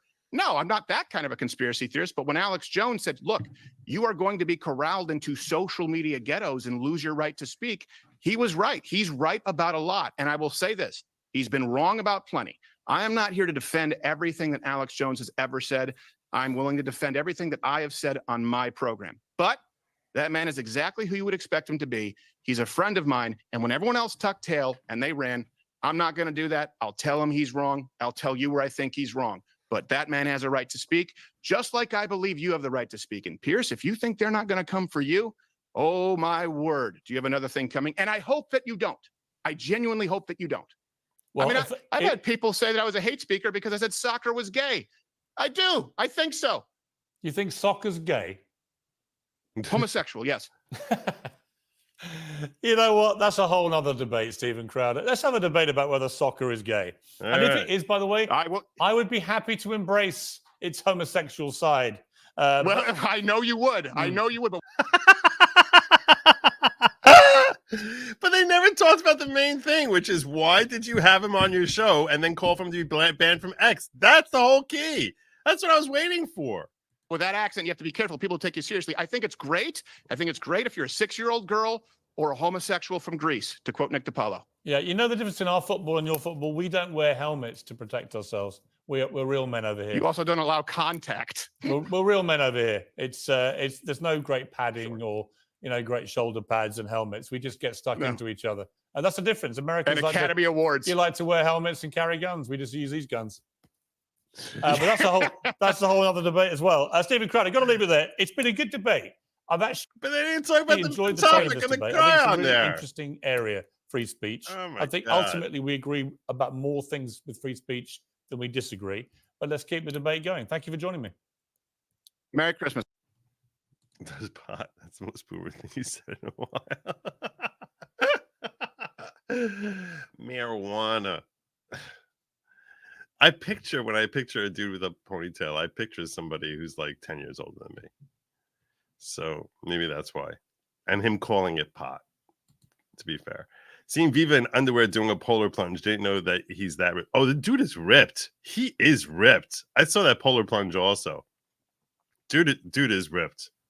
He is. I'm hoping to have him on here next week. Next week, I actually, on New Year's Eve, I'm planning on having a 6-hour show spanning multiple New Year's ball dropping. The balls are all going to be dropping here. All the balls dropping here. That's what you're going to have. All the balls are going to be dropping here. You're going to have just like I didn't even know there were that many balls that drop. Yeah, they're all going to be dropping here. Across every time zone, starting at 9 p.m. and going until 3 in the morning. Every time zone in America. the limeys across the pond can go drop their own balls. But yeah, so that's going to be, and I plan on having a whole ton of guests on here. Viva is one who said to me 10,000%. I'm actually trying to schedule to have a guest here, there, and try and like lock people in. If you're watching me now and I haven't reached out to you yet, and you want to reach out to me to pop in here for a half hour, especially if it's during those last 3 hours, which I expect to be a lot tougher to fill than the first 3 hours. First 3 hours, everyone I'm asking, I'm like, what time do you works? You think it'll work for you? And everyone's like, oh, give me 9 o'clock, give me 9:30, 9 o'clock, 9:30. I'm like, okay, okay. So I haven't gotten a commitment on the time from Viva, but I do plan on having him in here. So I haven't spoken to the dude. I mean, I see him every once in a while in Layback News, but I'm not really interacting with him one-on-one there. And I kind of like hanging out. He's a good guy. He's a friend of mine. 2018, you consider you should build your own platform. 2020, unless it's Parler on AWS. 2021, or Elon buying Twitter. Yeah, exactly. Section 230 made internet platforms a newsstand. They can choose what publishers they want to carry, but not what each publisher's print. Yeah, that is how they were treated. Correct. This distributor versus a publisher distinction. They were granted distributor status despite leaning in more and more towards actually being publishers. As a homosexual, can confirm soccer is gay as fuck. Okay. So the NFL should go back to leather helmets. Change my mind. If only diggers can fill in for late hours. That's an interesting idea. Diggers in the late hours. I don't know. We'll see. Depends on a whole lot of factors, a whole lot of things, a whole lot of things as to where I'm at 2 a.m. on January 1st. So my time. Let me check in on, before I get to the let me check in on my live chat over here. I want to apologize to Trigger. I forgot to acknowledge the tip he sent me yesterday. He sent me a new one today. So God bless you, Trigger. Thank you. You awesome dude. So, okay. Next up. Time for feature number 2. I haven't watched any of this, but I do like Douglas Murray. I think Douglas Murray is a fantastic debater from the times that I've seen him. So he's really one of the strongest debaters I've seen. Welcome back to Uncensored. Douglas Murray and Cenk Uygur are on bitterly opposing sides. I also really don't like Cenk Uygur. So debate on Israel's war in Gaza. Millions have watched them passionately articulate their cases on this show, but never together. So tonight, on our final show of the year, totally forgot. We've invited these two big brains to debate the big outstanding questions on this conflict. How does the war end? Will Israel face repercussions for the scale of its response to October the 7th? Has it committed war crimes? What is the future, if any, for Hamas, for Gaza, and for the prospects of a true Palestinian state? Most importantly, how do we get to peace? Well, I'm now joined by the author of The War on the West, Douglas Murray, and by Young Turks founder and Democratic presidential challenger, Cenk Uygur. Welcome to both of you. So I've interviewed you both a lot in this war, but not together. And Cenk, I know you felt the other night when you were debating other people, didn't really get into a debate, and I think that's fair enough. And what I'd like to today really is to be almost a referee, if you like, between you two to articulate your views and to see if we can reach any points of consensus. So in that spirit, let me start with you, Douglas. I think you're back in Israel. Is that right? Yes, I'm in Israel tonight, yeah. Today it was a sea of other stories have come out in the last few days, which have been concerning, I think. But anyone who, like me, believes that Israel has not just a moral duty to defend itself, but has a fundamental right to do so after what happened on October the 7th. And I said that. You would say fundamental right, but not only that, but a moral duty. You're sort of phrasing it backwards. If you have a fundamental right, that doesn't necessarily mean you have a moral duty to do so. Moral duty implies you have a right. Clearly from the start. It's always been for me the issue of proportionality. And it seems that in the last few days... What is proportionality in war? How do you determine what's proportional? At what point is that proportional? Should they count up how many women were raped and then grape the exact same number of women Would that be proportional? What is proportionality? In war, there's no such thing.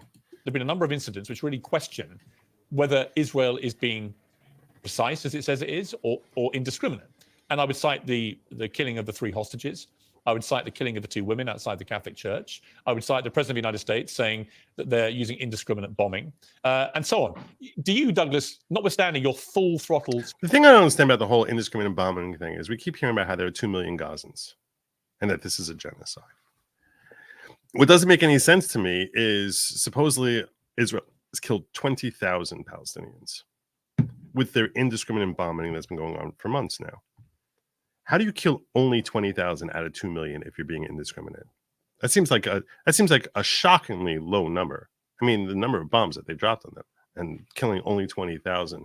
I mean, they probably dropped more than 20,000 bombs. How is it that, and there's obviously pockets of people that they could kill if they wanted to.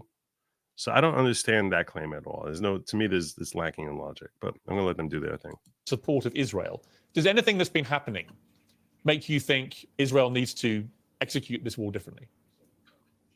No, and I think that most of the people who think they know how to execute this war have never executed a war. Indeed, most people who think they know how the IDF should be running this conflict have never been near a conflict. I'm in Israel tonight. I was in Gaza again yesterday. And the examples that you give, by the way, Piers, I don't see why they show any need to prosecute the war itself differently. I mean, just to take one of them, the first example you give, the absolutely tragic, awful shooting of these 3 hostages as they were coming out. But, you know, some of the spin that's been put on that in the world, apart from the glee, of course, that Israel's enemies can't help expressing, some of the spin on that is almost as if it shows the IDF is a sort of so brutal that it even kills Hamas hostages who are Israeli.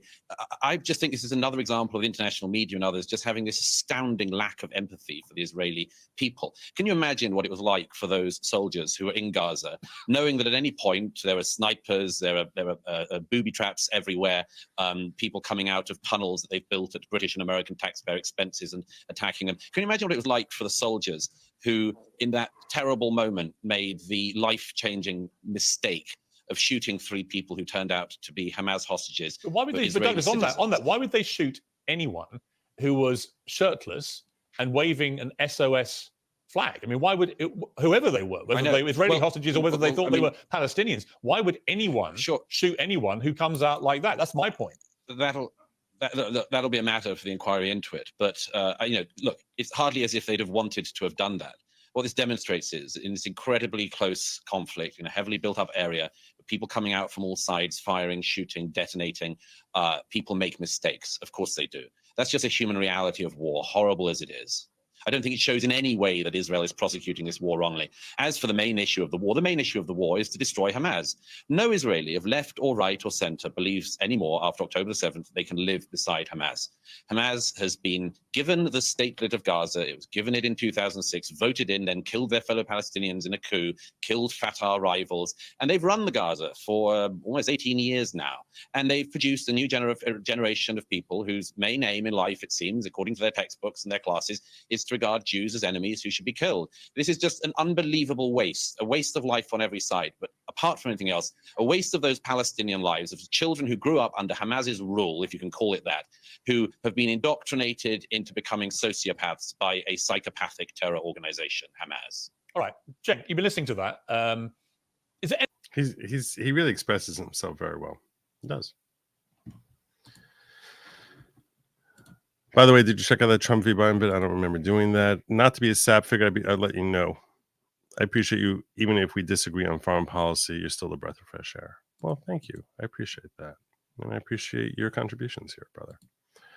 We got to be down to 1 point. Proportionality in war is not about death ratio. It's about the proposed military advantage gained versus the risk to civilians. Okay. IDF says 20% of fatalities are friendly fire. Meaning that like 4,000 out of 20,000 were probably killed by Gazans themselves. Anything that Douglas said that you agree with? No, nothing. Not even about the way Hamas has presided over Gaza in the last 18 years. Yeah. So that's a weapon of mass distraction. It's Israel doing genocide on the Palestinians right now. And there's IDF soldiers singing and in video that the IDF has confirmed about how they're going to wipe out the seed of Amalek. That is a verse in the old Hebrew Bible that talks about exterminating Amalek. So they're talking about. It's pronounced Amalek, not Amalek. Amalek, like Carrie Lake, Amalek, but it's actually Amalek, is how we pronounce it. Amalek. Amalek is an interesting thing. So I will tell you this: you may have seen videos of that he's describing here. I'll come back to that video in a moment. So just to let you know that the Torah does describe that there's a duty incumbent upon Jews. There is a commandment that to wipe out Amalek. What is Amalek? What is who? What? So Amalek is a nation that was one of several nations. There was probably a couple dozen different nations living in the Levant region when Jews came out in Exodus from Egypt. And they were a nation that shortly after the miracle by the Red Sea, where the Jews crossed or through the Red Sea, that they were attacked by Amalek. For no other reason, and we understand Amalek to be to first and foremost be descendants from Esau. That Esau, basically Jacob's brother, had a grandson. His oldest son had a son named Amalek, and that they come from that grandson of his, and that they, were genetically related. Like they were basically a tribe that came out from Esau called Amalek. There were dozens of other nations that were not Amalek. There's been the reason why of all the nations in the Levant, that's the only one that is expressly put upon Jews to eliminate. The reason for that is that Amalek denies the existence of God. So, is there an ongoing commandment upon Jews in current times to wipe out Amalek? Most people say no. Most people say no. And ultimately, at the end of days, that is supposed to happen. There's supposed to be some sort of eradication of them, because the whole point about the end of days is people universally will recognize the existence of God, and that Amalek is the concepts that Amalek basically is that everything that we see here in this world relies on chance. I personally am of the belief, I've heard some rabbis express this opinion. To me, what makes the most sense, because there were wars where Amalek was virtually wiped out. There was a famous war with King Saul, first king of Israel. And he wiped out everyone aside from the king of Amalek, of the actual people, the actual genetic people, Amalek. To me, I think Amalek is certainly definitely not Palestinians. There's no reason to think that Palestinians have any relationship genetically or in any other way to Amalek. To me, Amalek is a concept of the non-existence of God. That's what I think it is. And I don't think there's any incumbency, obligation, or actually, I would even go further, right to wipe out Amalek in the sense of killing Amalek. I have seen some of these videos. I don't understand them. It could be that it's some sort of national unification type of thing that they're basically trying to spirit up. But I'll tell you this much. There's zero logic to saying that Gazans or Palestinians in any portion of the world are Amalek, because they happen to be very devout religious believers in God. So I don't understand that. To me, there's a very significant disconnect between a labeling of Amalek and Gazans. But I have seen that video clip there. I wanted to share my thoughts with you about that, because I'm sure a lot of you never heard of Amalek 2 months ago. And many of you probably heard of it over the last couple of months. So I just wanted to share with you Torah perspective about Amalek. But whether or not Amalek is a nation of people or an ideology, as I lean toward, I'll tell you that I don't understand there to be any right to try and wipe out Amalek today.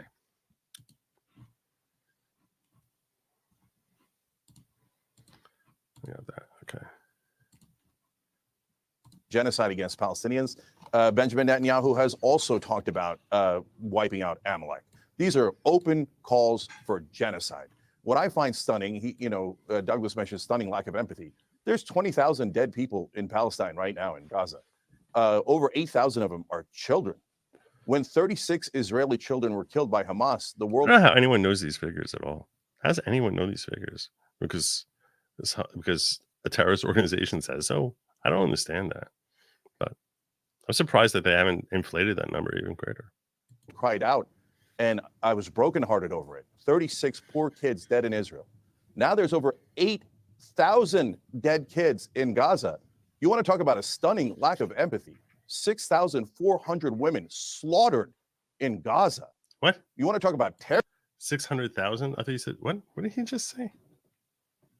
Oh, 6,400. Okay. Terrorism. And it's also like when they use the term children, like they're kind of ignoring the fact that most of them are teenagers who are firing. Not all of them. Some of them are younger. Some of them there is going to be carnage there, which of unintended victims. But when they talk about 8,000 children, I don't buy that.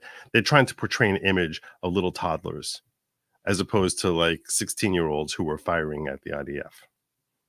They're dropping unguided bombs, 2,000-pound bombs. Every one of those bombs is an act of terrorism, and the stunning lack of empathy towards Palestinian lives is disgusting. But I want to be clear, it is not shared by all Israelis. The dad of one of the hostages who was killed went on Israeli television and said, "Stop killing them." And he didn't mean the hostages. He meant the Palestinians. All right, but Cenk, let me just jump in. But before I go back to Douglas' response to Let me this. reply to that, Piers. Yeah, I will let you reply to that. On this issue of genocide, do you accept, though, that Hamas's whole raison d'etre when it comes to Israel is genocide? They want to eradicate Israel and kill as many Jews as they Not can. at all. There's no secret of this. Yeah, so this is really important. So I have no sympathy for Hamas. So I'm not interested in defending Hamas. I think that's nothing but a distraction, because right now they're not fighting Hamas. They're just killing Palestinian Well, they're also civilians. killing Hamas terrorists. They are. I mean, they're killing Where thousands. do you get that from? Barely. No, wait a minute. Barely. But let's go to How do you your know main that? point, okay? How do you know So that? the main point is, Look well, at Douglas Hamas Murray. threatens X, Y, and Z and His has look. killed 1,200 people on October 7th. So that is why we have to all worry about what Hamas might Well, it's do not, I in don't think regards it's to simple as trying to. that. Hold No, on, it's let me something finish the point. it's Let something me they've finish actually the done. point. Let me finish the point. And what they might do if they had infinite power, the kind of power that Israel has. Meanwhile, Israel is actually doing the genocide, is actually preventing a Palestinian state and saying you are not allowed to exist. And if you dare try to exist, we'll kill Okay, let me go to 20,000 Douglas. of your children and women. All right, Douglas, respond to that. Several things. First of all, anyone who uses the term genocide in this context simply doesn't know what they're talking about, or is a malevolent actor. I don't know if Mr. Uyghur's traveled at all in his life, how far he's traveled, how many He calls him Mr. Uygur. He's like, I don't even know who the hell you are. I don't even know who you are, Mr. Uygur. I don't know who he is. Douglas is great. He is so good. He's a malevolent actor. I don't know if Mr. Uyghur's traveled at all in his life, how far he's traveled, how many conflicts he's seen, but I'd have guessed none. And you clearly know nothing about this particular conflict, and you've obviously seen none of it. The genocide that you describe is such a smear and a libel against the Jewish state.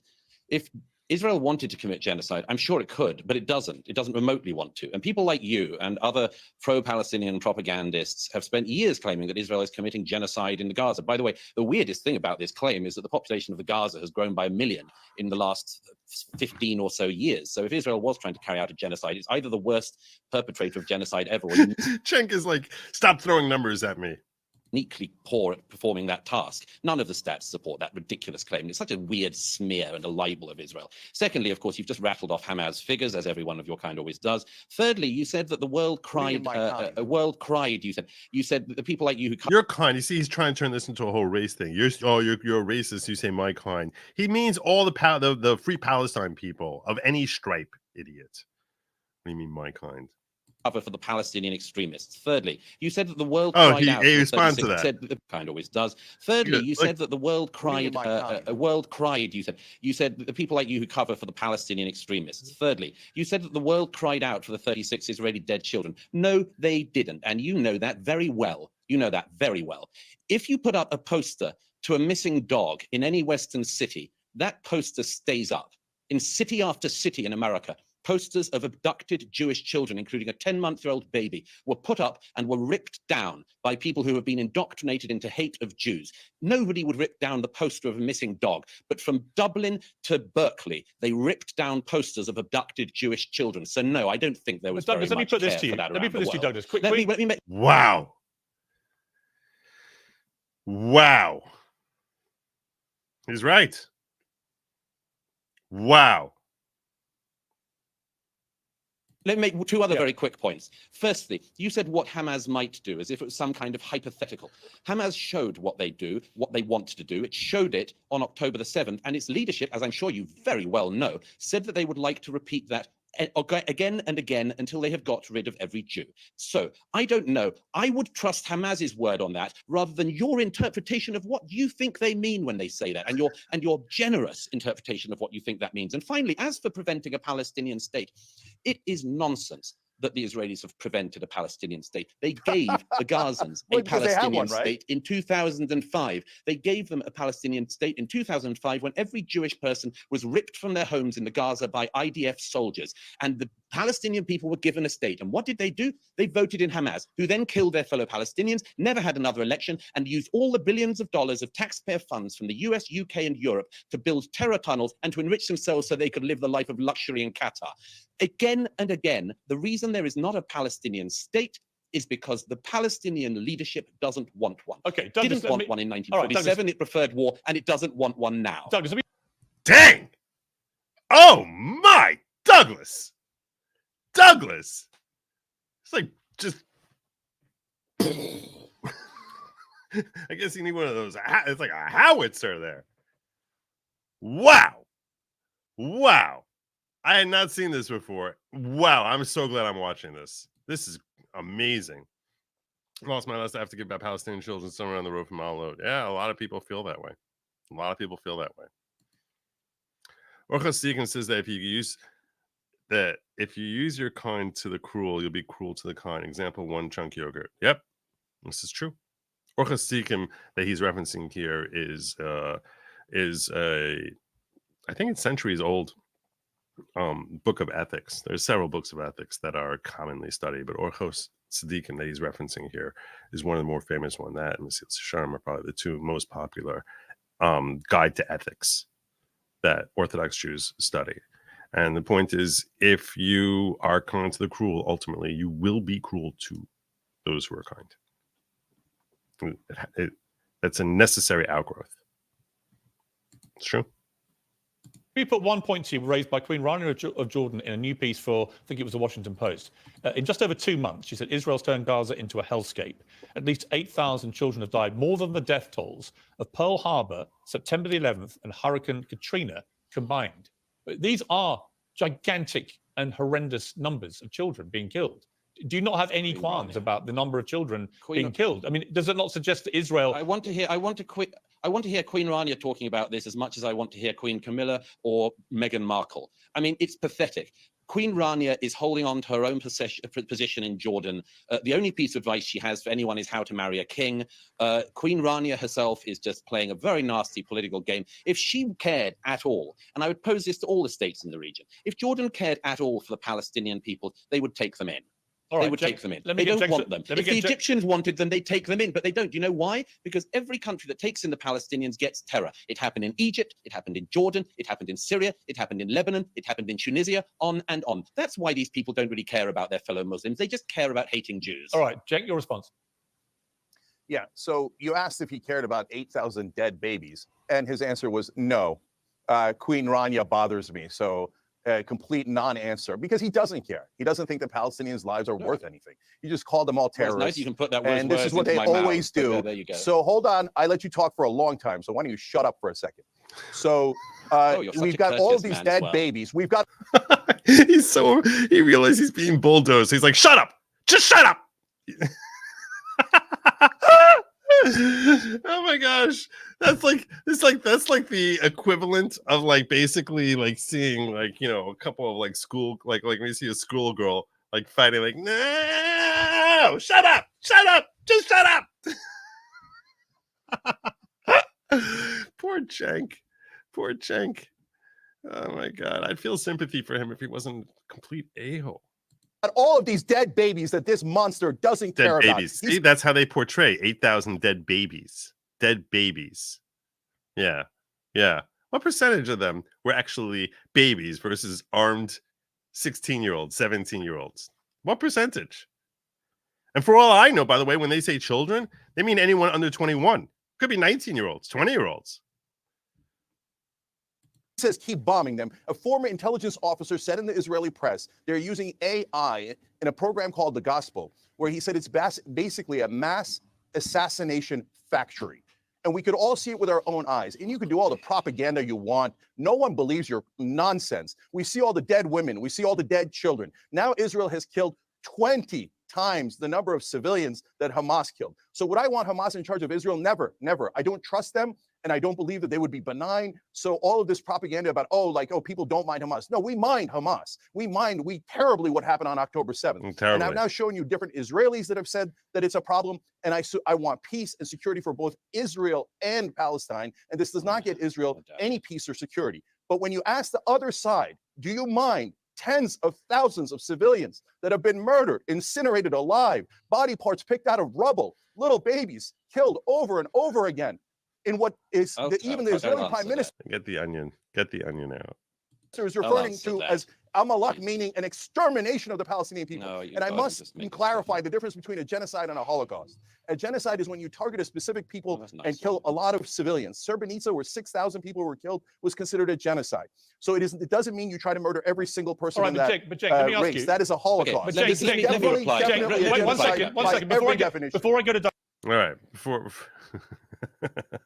there's a lot to unpack there. But the first thing we need to unpack is this right here. Gifting 20 friggin' memberships. Mo Lester. God bless you, brother. Thank you so very much. Thank you. 20 new members of the following. You might be one of the people who now is a member of the following. You say to yourself, what does this mean? What does this mean? I'm now a member of the following. What does that even mean? I don't know what that means. Well, in case you're unaware of it, people who subscribe to my channel here on YouTube called Good Lawgic. So since the show is called The Following Program, we recognize that people who are fans of the channel here, that they are followers, not followers of me, because I'm definitely not the leader of the following. And please take note that this is very much not a cult type of cult at all. It's like not at all. There are no tracksuits. There's no squirrel mutilation, no goat sacrifices, no Kool-Aid, no tracksuits. I said the tracksuits already, right? I said that already. Right. There's very little raking and farming.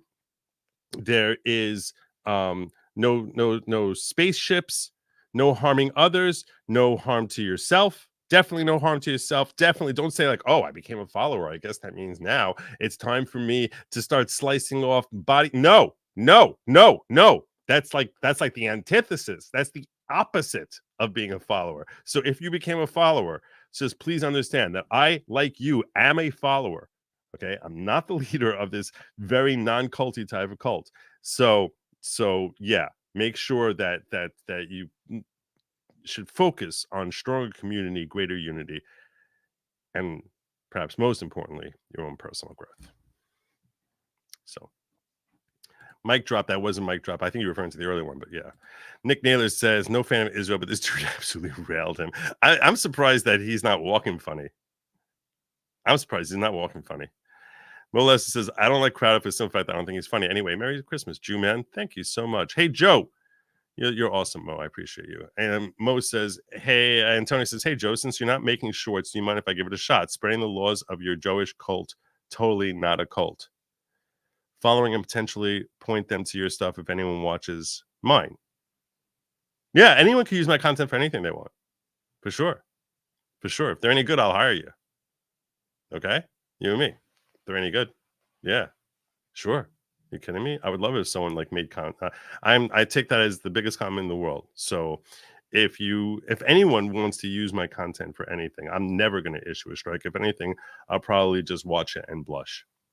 So have at it, Antonio. Appreciate you asking. It's very thoughtful. But yeah, even if someone doesn't ask me and they just go ahead and do it, if I can help you make a few shekel, awesome. That just makes me happier. No Kool-Aid, then have I been drinking? Probably. Best cult. It's not a cult. Very not culty type of cult at all. I don't know what you're talking about there. Douglas Cenk, one question. You want to get rid of Hamas too, as does Douglas, as do I. If you don't do it the way that Israel is currently doing it, given that they live amongst the population, How would you? How else do you do it? Yeah. How do you do it? Yeah, there's an excellent way to do it, and there's the right way to do it. Okay. So let me explain. Please do. So war, this guy talks about, oh, I love war. I go to all the conflict zones. So by watching it and rooting on for more death, I know something about conflict. You know. That's like, what a ridiculous mischaracterization of what he said. The point is, you don't know anything about it. You know nothing about it. You're sitting here in your lush studio, looking at what pre-selected videos as to try to figure out like what's happening, as opposed to actually going there. What a schmuck. A dark human. No, nothing. So here's what reality is. War gets you more war, but peace actually works. So when Israel did a peace deal with Egypt, not only were the Egyptians safe, but the Israelis became safer. That peace deal has held for decade after decade. So how do you do a peace deal in this case? What you do is you do the two-state solution now, and you do it with the Palestinian Authority in the West Bank. And if you then have a Palestinian state, the Palestinian Authority would have the credibility to drive out Hamas from Gaza. That is a realistic plan for both peace, security for Israel and the Palestinians, and driving out Hamas. The idea that you're going to kill 20,000 more civilians, 200,000 more civilians in Gaza, and it's going to drive out Hamas. Okay, let Douglas respond to that. Let Douglas respond to that. First of all, I mean, your other guest, I mean, I don't know what kind of a creature he is.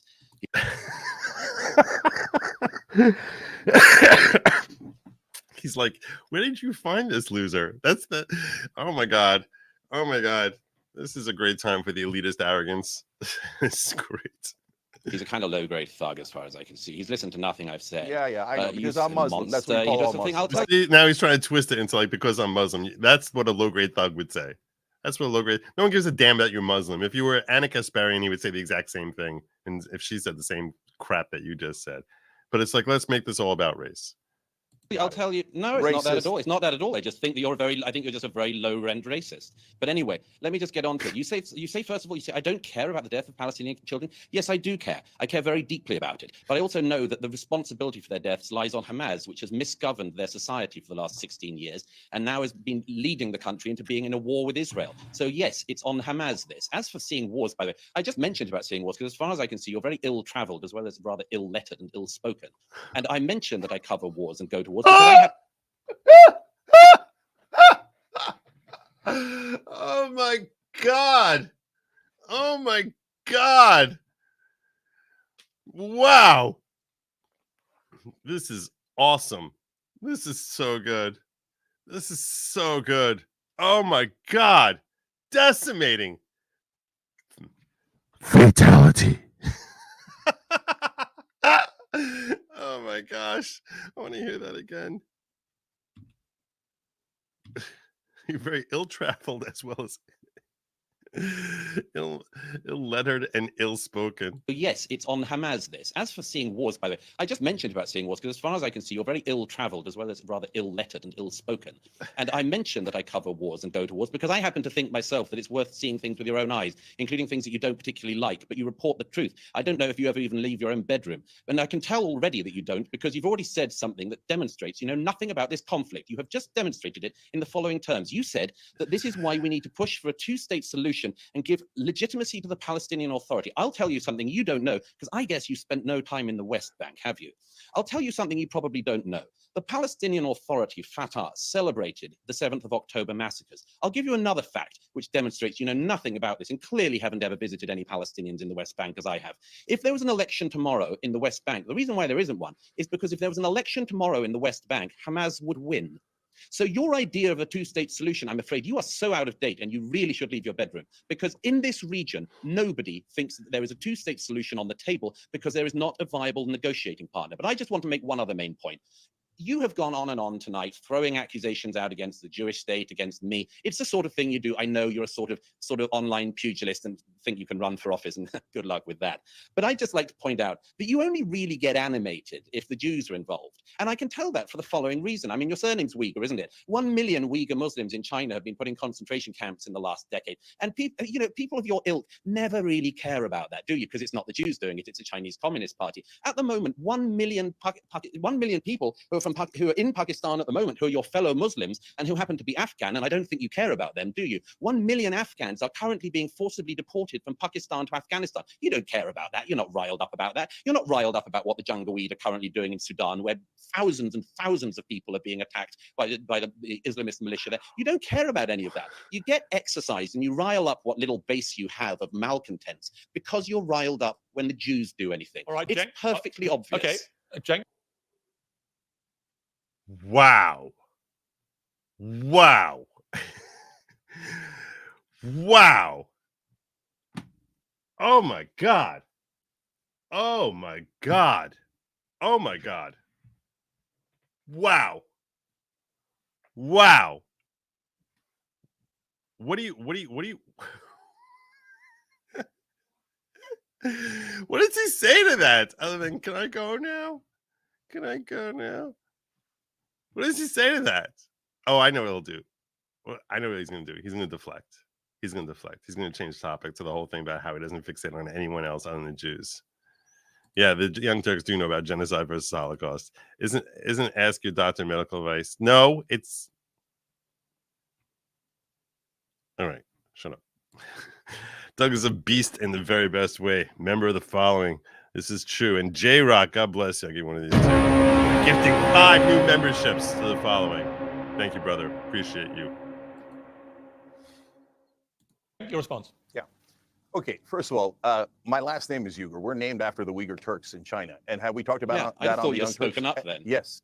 Yes, we've talked about it endlessly, but you don't know that, and you don't watch the show. Shame nobody watches your show. So nobody does watch your show. Yeah, well, okay. Again, you're interrupting me when I was kind enough to let you go on with your mad ramblings. So how nobody watches the show. We have 5 billion views a year. I don't know what piddling outfit you're on, or what little Substack or whatever the hell you write on. So the reason we're incredibly popular is we fight for all. We fight for shut up. We fight for all innocent civilians. So yes, we've covered all of those conflicts. Yes, I'm against fundamentalist Islam, no question about it. I'm against. How many videos did we made in the last 2 months about that? How many? How many? Versus how many covering Israel and Palestine? How many? Give us a number. Fundamentalist religions of all kind. In terms of every right-wing supporter of Israel, their only tactic is, hey, don't look at the 8,000 murdered children. Don't look at the 6,400 murdered women. Don't look at the fact that all the hospitals in northern Gaza have been shut down. Don't look at the fact that 4 out of 5 people in northern Gaza are starving right now, and half of the people in southern Gaza are starving. That's totally made up. That is totally made up. Said anti-Semite. Now, wait a minute. I just told you how much I want peace and security for Israel, how much I hated what happened on October 7th. What you don't know is I started the Young Turks with 2 Jewish friends. And so the whole program. He didn't call you an anti-Semite, though. He said you have a fixation with the Jews. That's not the same thing as calling you an anti-Semite. Is both Jews and Muslims. You know nothing. You know nothing. I have Jewish family and friends. Why in the world, God, as they go to Israel, I want them to be safe, okay? So I have shown empathy for all civilians throughout everything I have ever done. But all you have is hatred. Oh, he's an anti-Semite. Kill the Muslims. Kill the Palestinians. And once we kill them, by the way, we'll blame them for it. Israel had to murder all those babies in Palestine because Hamas made us do it. Then why are you listening to Hamas? Why are you letting Hamas drive your agenda? Well, you don't have to kill those civilians. It's a mass assassination factory. We are, 9 weeks into this? What happened? What happened? I guess he edited out part of it. War. 20,000 people, according to the Hamas-run health authority, but the numbers have not been questioned by other official bodies. 20,000 people so far have died on the Palestinian side. And it is estimated from the IDF that they say they've killed 7,000 or so Hamas terrorists. That number's not been verified. But if you take that as being accurate, that's 20% of the estimated number of Hamas terrorists that exist. Therefore, there's 80% still to be eliminated, which at this rate would take another 8 to 10 months and would lead to... I'm confused. I'm confused by these numbers. I want to play that back again. But first, I want to pull this up here. Ed saying this is why you never debate A Brit. They're masters of the English language and debate. Cenk never heard of Oxford Union. This is true. This is true. Oh, sorry. Yeah. So I just want to go back like 10 seconds here because I'm a little confused by what he's saying. I want to just get these numbers. Potentially several 100,000 civilians being killed. And go back.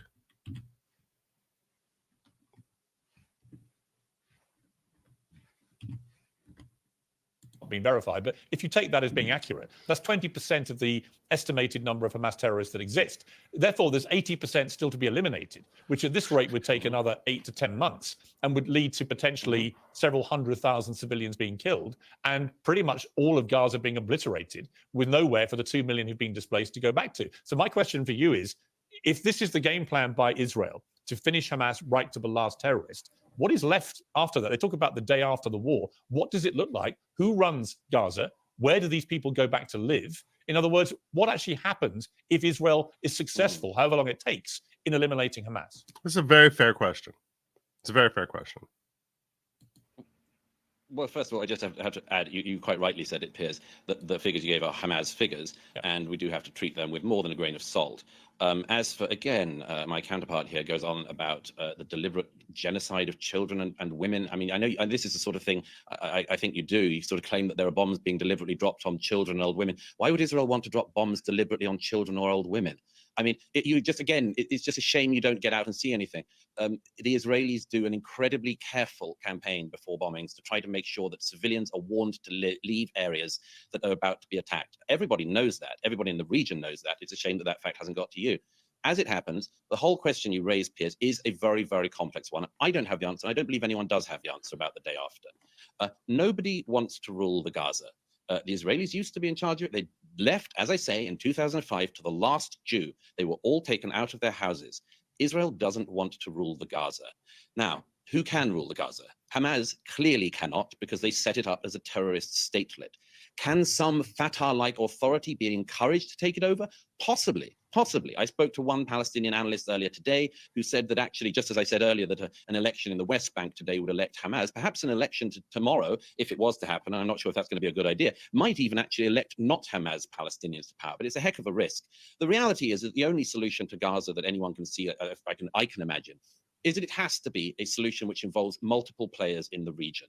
The question of the Gaza is a very complex question. It used to be ruled by Egypt, it used to be run by Egypt. Can Egypt have a role? In my view, it has to have a role. Can Jordan be involved? In my view, yes, it has to have a role. Can the Gulf states, including those who've been pumping money to Hamas, have some kind of role? Yes, I would hope so. It cannot be Israel's task alone to deal with the question of the Gaza. It has to involve multiple players in the region, but there's one kicker to that, which is that none of the Arabs in this region that I'm sitting in care a jot about the Palestinians. They really do not. If they did, for all of their talk, they would have done something. They would not have decided to keep the Palestinians out as they have in country after country. Queen Rania can invite... Quite the contrary. Egypt, the leader of Egypt came out and said that the most important thing is the Palestinians stay where they are.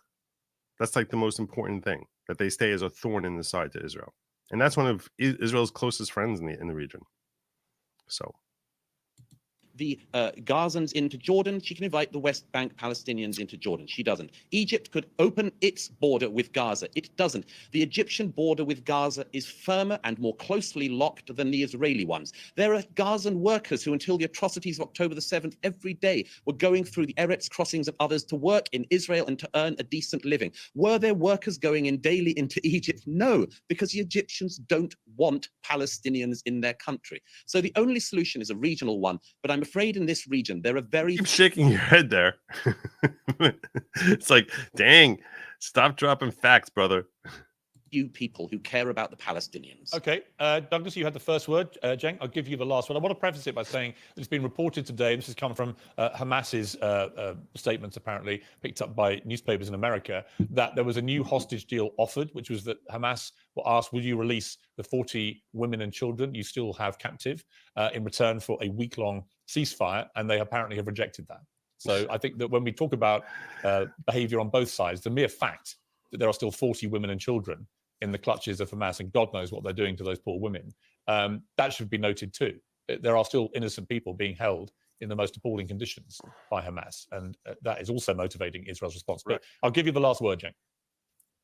So I wish to God that they would release those women and children. I think it's immoral to keep them. It's wrong in every way. But Israel kills more than 40 women and children every single day, all completely innocent. Look, even if you take IDF's outlandish numbers of 7,000 Hamas fighters killed, that means their kill ratio of civilians to fighters is still worse than Hamas's. And they have now killed 20 times the number of civilians that Hamas has killed. So when Douglas talks about driving them into Egypt or Jordan, that's just ethnic cleansing. They live in Gaza. So if you push them out and they say, well, you're all Arabs anyway, why don't you just go live somewhere else in the region? That's the definition of ethnic cleansing. That is outrageous. And he says it with blithely, with no concern, because Palestinian lives don't matter. And you ask them, hey, how many Palestinians can you possibly kill? And he never answered the question. So the reality is you cannot kill your way out of this conflict. The more that they kill, the more, what do you think that the Palestinians are going to feel? What would you feel if your family was butchered, if their heads were crushed by a bomb that was dropped on a building, if they were lit on fire by the bombs that were dropped? What would you do? You'd fight back the rest of your life. And then they are permanently occupied. And now Netanyahu says he was proud that he prevented a Palestinian state and that he will continue to prevent a Palestinian state. He is not a partner for peace. Or he profits from war. His whole career is about perpetuating war, not just to murder Palestinians, but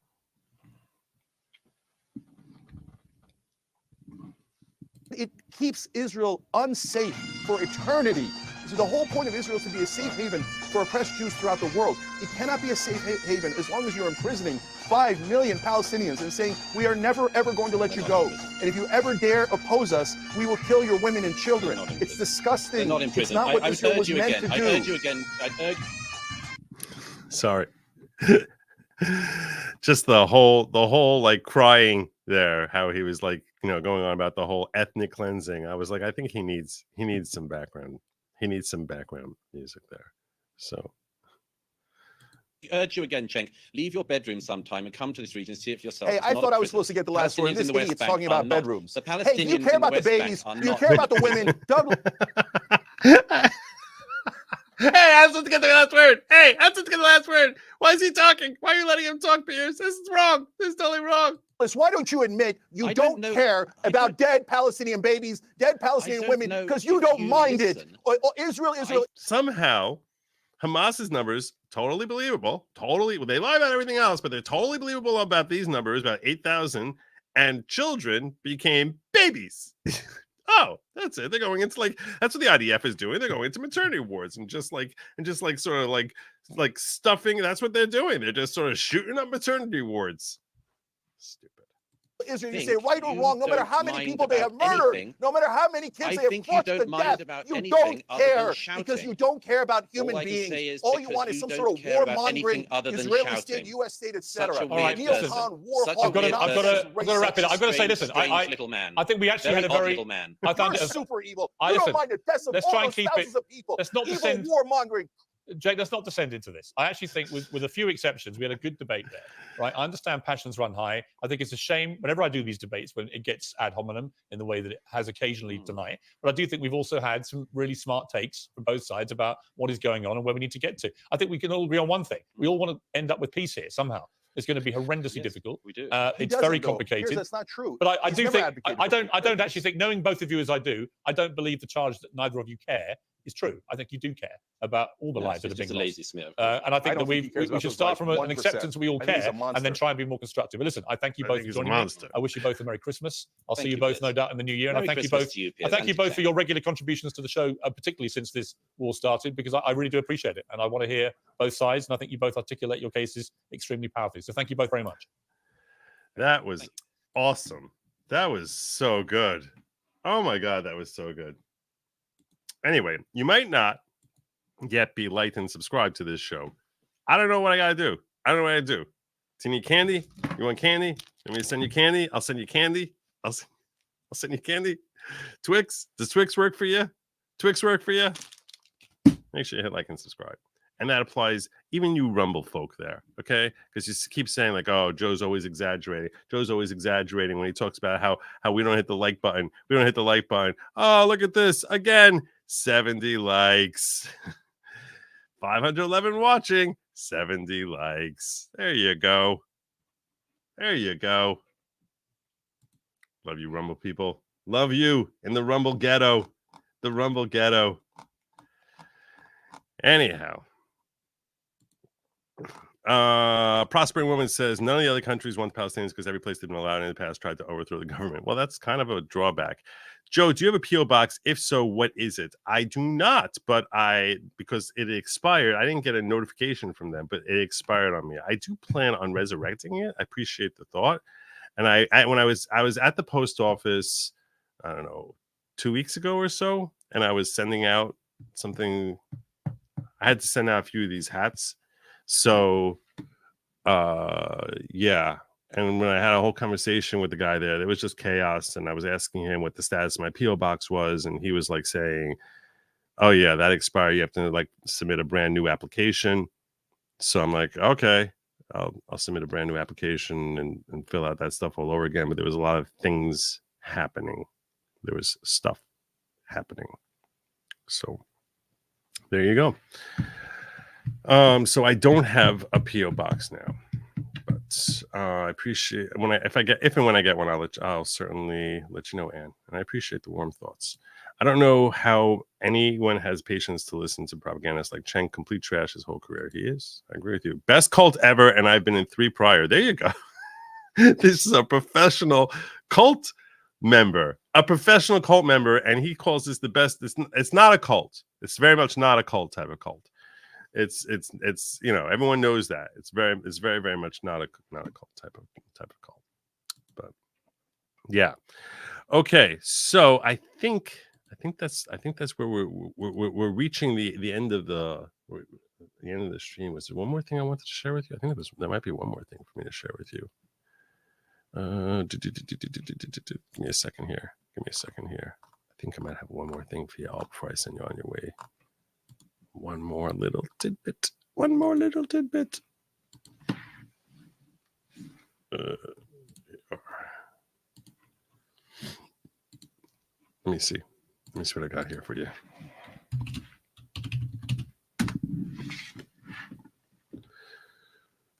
I think the last time I used that whole bagpipe thing, I ended up getting hit with a strike. Not a strike, but like a copyright notice, which really bothered me. It's like very annoying.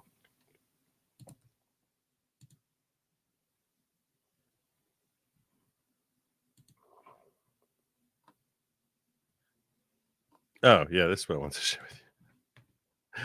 One last thing to send you on your way with some amusing, courtesy of Libs of TikTok. You guys are going to like this one. It's an interesting dilemma that this individual has. A very interesting dilemma. Very, very interesting dilemma. Hey, so we're having a real debate right here. I am non-binary. Non-binary. You might be binary. You might be. This individual, non-binary. I take offense to this.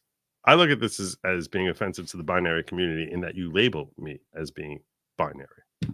Because I'm very multifaceted, and labeling me binary seems very like you're trivializing me. So I'm a little offended by that. I am a non-binary woman. I have a non-binary woman. Okay. vagina owner. And a JJ owner. Okay. Well, how long have you owned it? Where did you buy it? Who's the manufacturer? What's the story there? I need to know more. my husband tells me consistently that he is a cis man that likes vagina.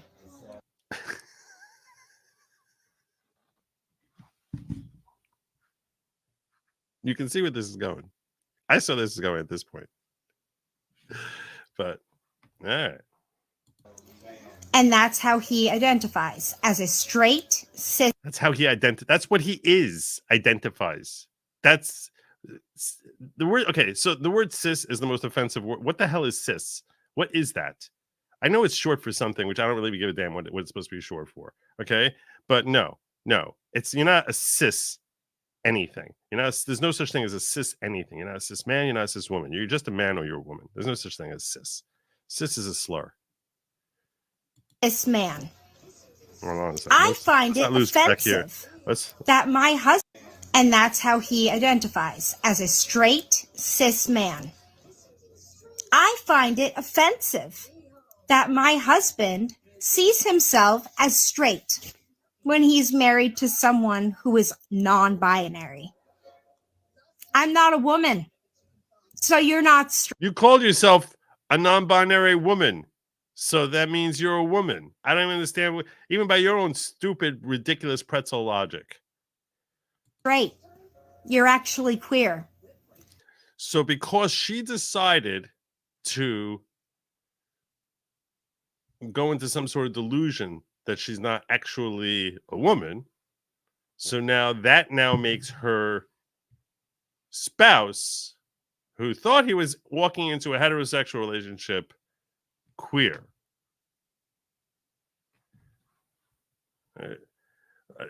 From the mouth here, you can, and from the face, you can. This person is so lost, just like, I don't know.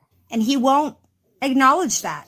He won't give me the acceptance of, yes, I understand we are a queer marriage and I am inherently queer because I am attracted to all vagina owners. First of all, who says he is? Who says he is? Maybe if they took one of them and shoved him up in some dude, he wouldn't be attracted to that. What the hell does that even mean? What does that mean? So if someone thinks that's so, this is so stupid. So if you're attracted to a woman and then you find out afterwards that that woman is a lesbian, so that means you're queer, according to.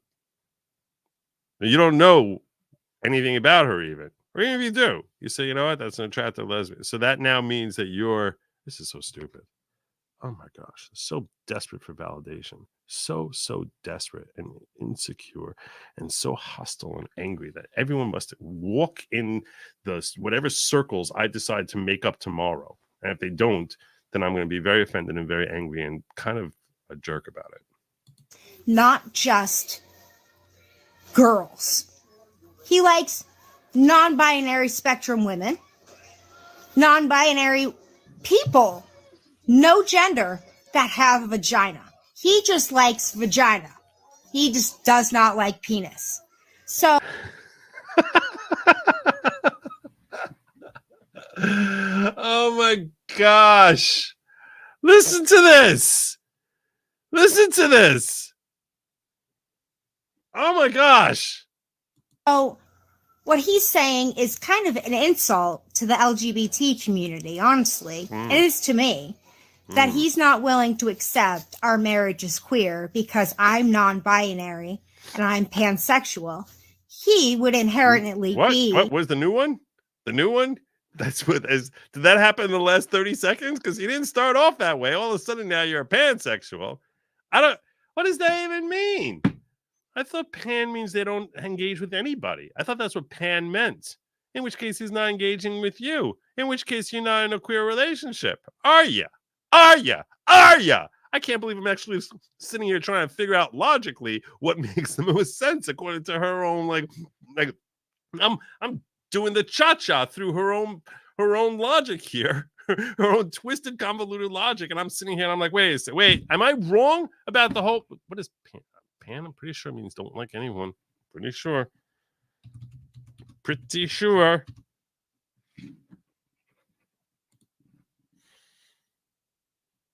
Oh, am I wrong? I was wrong. No, so that's possible. I was wrong. Who the hell can keep up? Relating to, having, or open to sexual activity of many kinds. Okay, so I was mistaken about that. I'm sorry. I'm not up on the latest vernacular. I'm not up on the latest.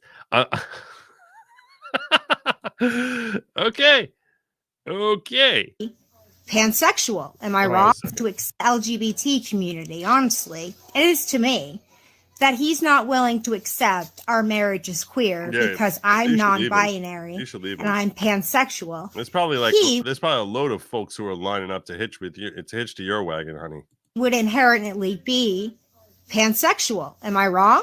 Because he likes anyone, not based on genitalia, but he likes them for who they are in the heart. But you said he doesn't like penis. I mean, you said that earlier, so that's kind of a prerequisite. So, what? And he likes vagina owners.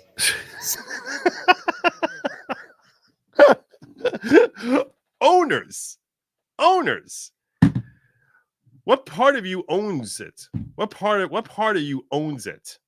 I'm wondering what that means. How much would you sell it for? Is it devalued? How often? How used is it? This is so sick. This is oh my gosh. So what is he? And is this offensive? Everything about you is offensive. Everything about you is offensive. Anyway, these are questions that everyone needs the answer. Everyone needs the answer to. So, or she certainly needs the answer to. So, Rand Paul and Ron Paul delegate here. Cool. Number one, see Ami Ayalon video about how Israel nurtured Hamas. 2, glad it's not my war. Oh yeah, they definitely did. Let me tell you something. It was a total mistake on their part to do so. They did. I agree with you. They did. They did not foresee that Hamas would become the violent terrorist group that they ultimately became. I'll tell you something else. Go look at America's history with Iran, and you'll see that every time we tried removing someone, the person who we replaced them with was far worse. Israel's not the first one to make this mistake. Same thing we've seen in Central and South America. Every time we try supplanting some rebel radical group with some newer, less violent group, the less violent group emerges into being something far, far, far worse. That's what happens. Yeah. So does that mean that Israel purposefully was trying to get a terrorist organization in there? I mean, where's the logic there? I've heard a lot of people make this claim, Matthew, and what I'm saying is, yeah, that's factually true. It is factually accurate, but it's kind of assessing Israel in 2023 with knowledge that we have in 2023 and holding them accountable for their actions in 1993 and saying, oh, this is all your fault. It's like, okay, well, in 1993 Israeli didn't have the knowledge that we have in 2023. So to say that this is like something they planned for it doesn't seem to be a reasonable yardstick to hold anyone to. Because I'll ask you right now, I'll ask you, Matthew, to think about this for a second. And I'm not trying to pick on you specifically. You having to raise this point. I'll make this point to you. You tell me, in 1953, which relatively small power group do you think will be the most dangerous, violent one in the world? Good luck figuring that out. You can't figure out what's going to be 10 years from now, much less 30 years from now. But everyone's like, oh, well, this is Israel's fault because they planted this seed in 1993. It's like, tell me which baby is going to end up being a mass murderer. Which kid who's under 5 years old today is going to end up being a mass murderer? We know one of them is going to be. I mean, the statistics. That there's a 5-year-old today who one day will be a monster. There's no way to know who it is. So, get that P.O. box ASAP. I have something really nice for you. Okay, fine. God willing, I'll do it this week. Okay? God willing. I'll try getting in there either tomorrow or the day after. Derna says she's not binary. She's one-dimensional. Yeah, that's true. I don't think I can facepalm any effing. Pan is bi, asexual as no one else. You're correct. I was wrong. That's why I pulled it up, because I needed to know. Yeah, Hamas was controlled opposition. Horrible. Yeah, it was terrible. It was a poor choice. It's a bad bet. That's a bet that did not play out well. So, But the problem is that we don't know who's going to be the monster. You try to hope and figure out which ones seem okay, but that doesn't always pan out. It could be that the people who are running the organization today end up being ousted 10 minutes after you prop them up. There's no way to know. So you prop them up, and then all of a sudden someone else basically steals that seat of power, who's a genuine monster. So, all right, that's my story. That's my stream. That's what I'm sticking to it. I'm landing my plane now, kicking you all on off to my good friend Nick Ricada, who's one of the people who's supposed to be in the next week. Watch Ami Alon new Hamas from the gate. Ami Alon Israel. I'll try to check it out. Hamas. Former military chief. All right, I'll check it out. And Billy says, if Hamas, I think you mean Hamas, claim 1,000 deaths on merely claims, and there's no reason for me to believe IDF claims of Israeli deaths from 2007. There's a little bit of difference. One is we have bodies. Two is not a terrorist organization. So that's the difference. Anyway, I thank you all for your participation in this show, whether it's via Super Chat or simply by sitting there watching. I would appreciate if I can get your follow and you hit like, whether you're on Rumble, whether you're on YouTube, whether you're on Twitter. You can give a little heart up in Twitter. That'd be cool because I'm streaming now on Twitter. And I look forward to seeing you all tomorrow, God willing, at 10 p.m. I'm probably going to do a locals at some point tomorrow also. Probably, good chance. Not promising, but if not tomorrow, it'll be the day after. So, till then, I thank you all for joining me. I'm going to urge you to make sure, no matter what happens during these trying times, try your best, try your hardest, stay happy. And one way you could do that is eat the bugs. As always, my friends, Godspeed.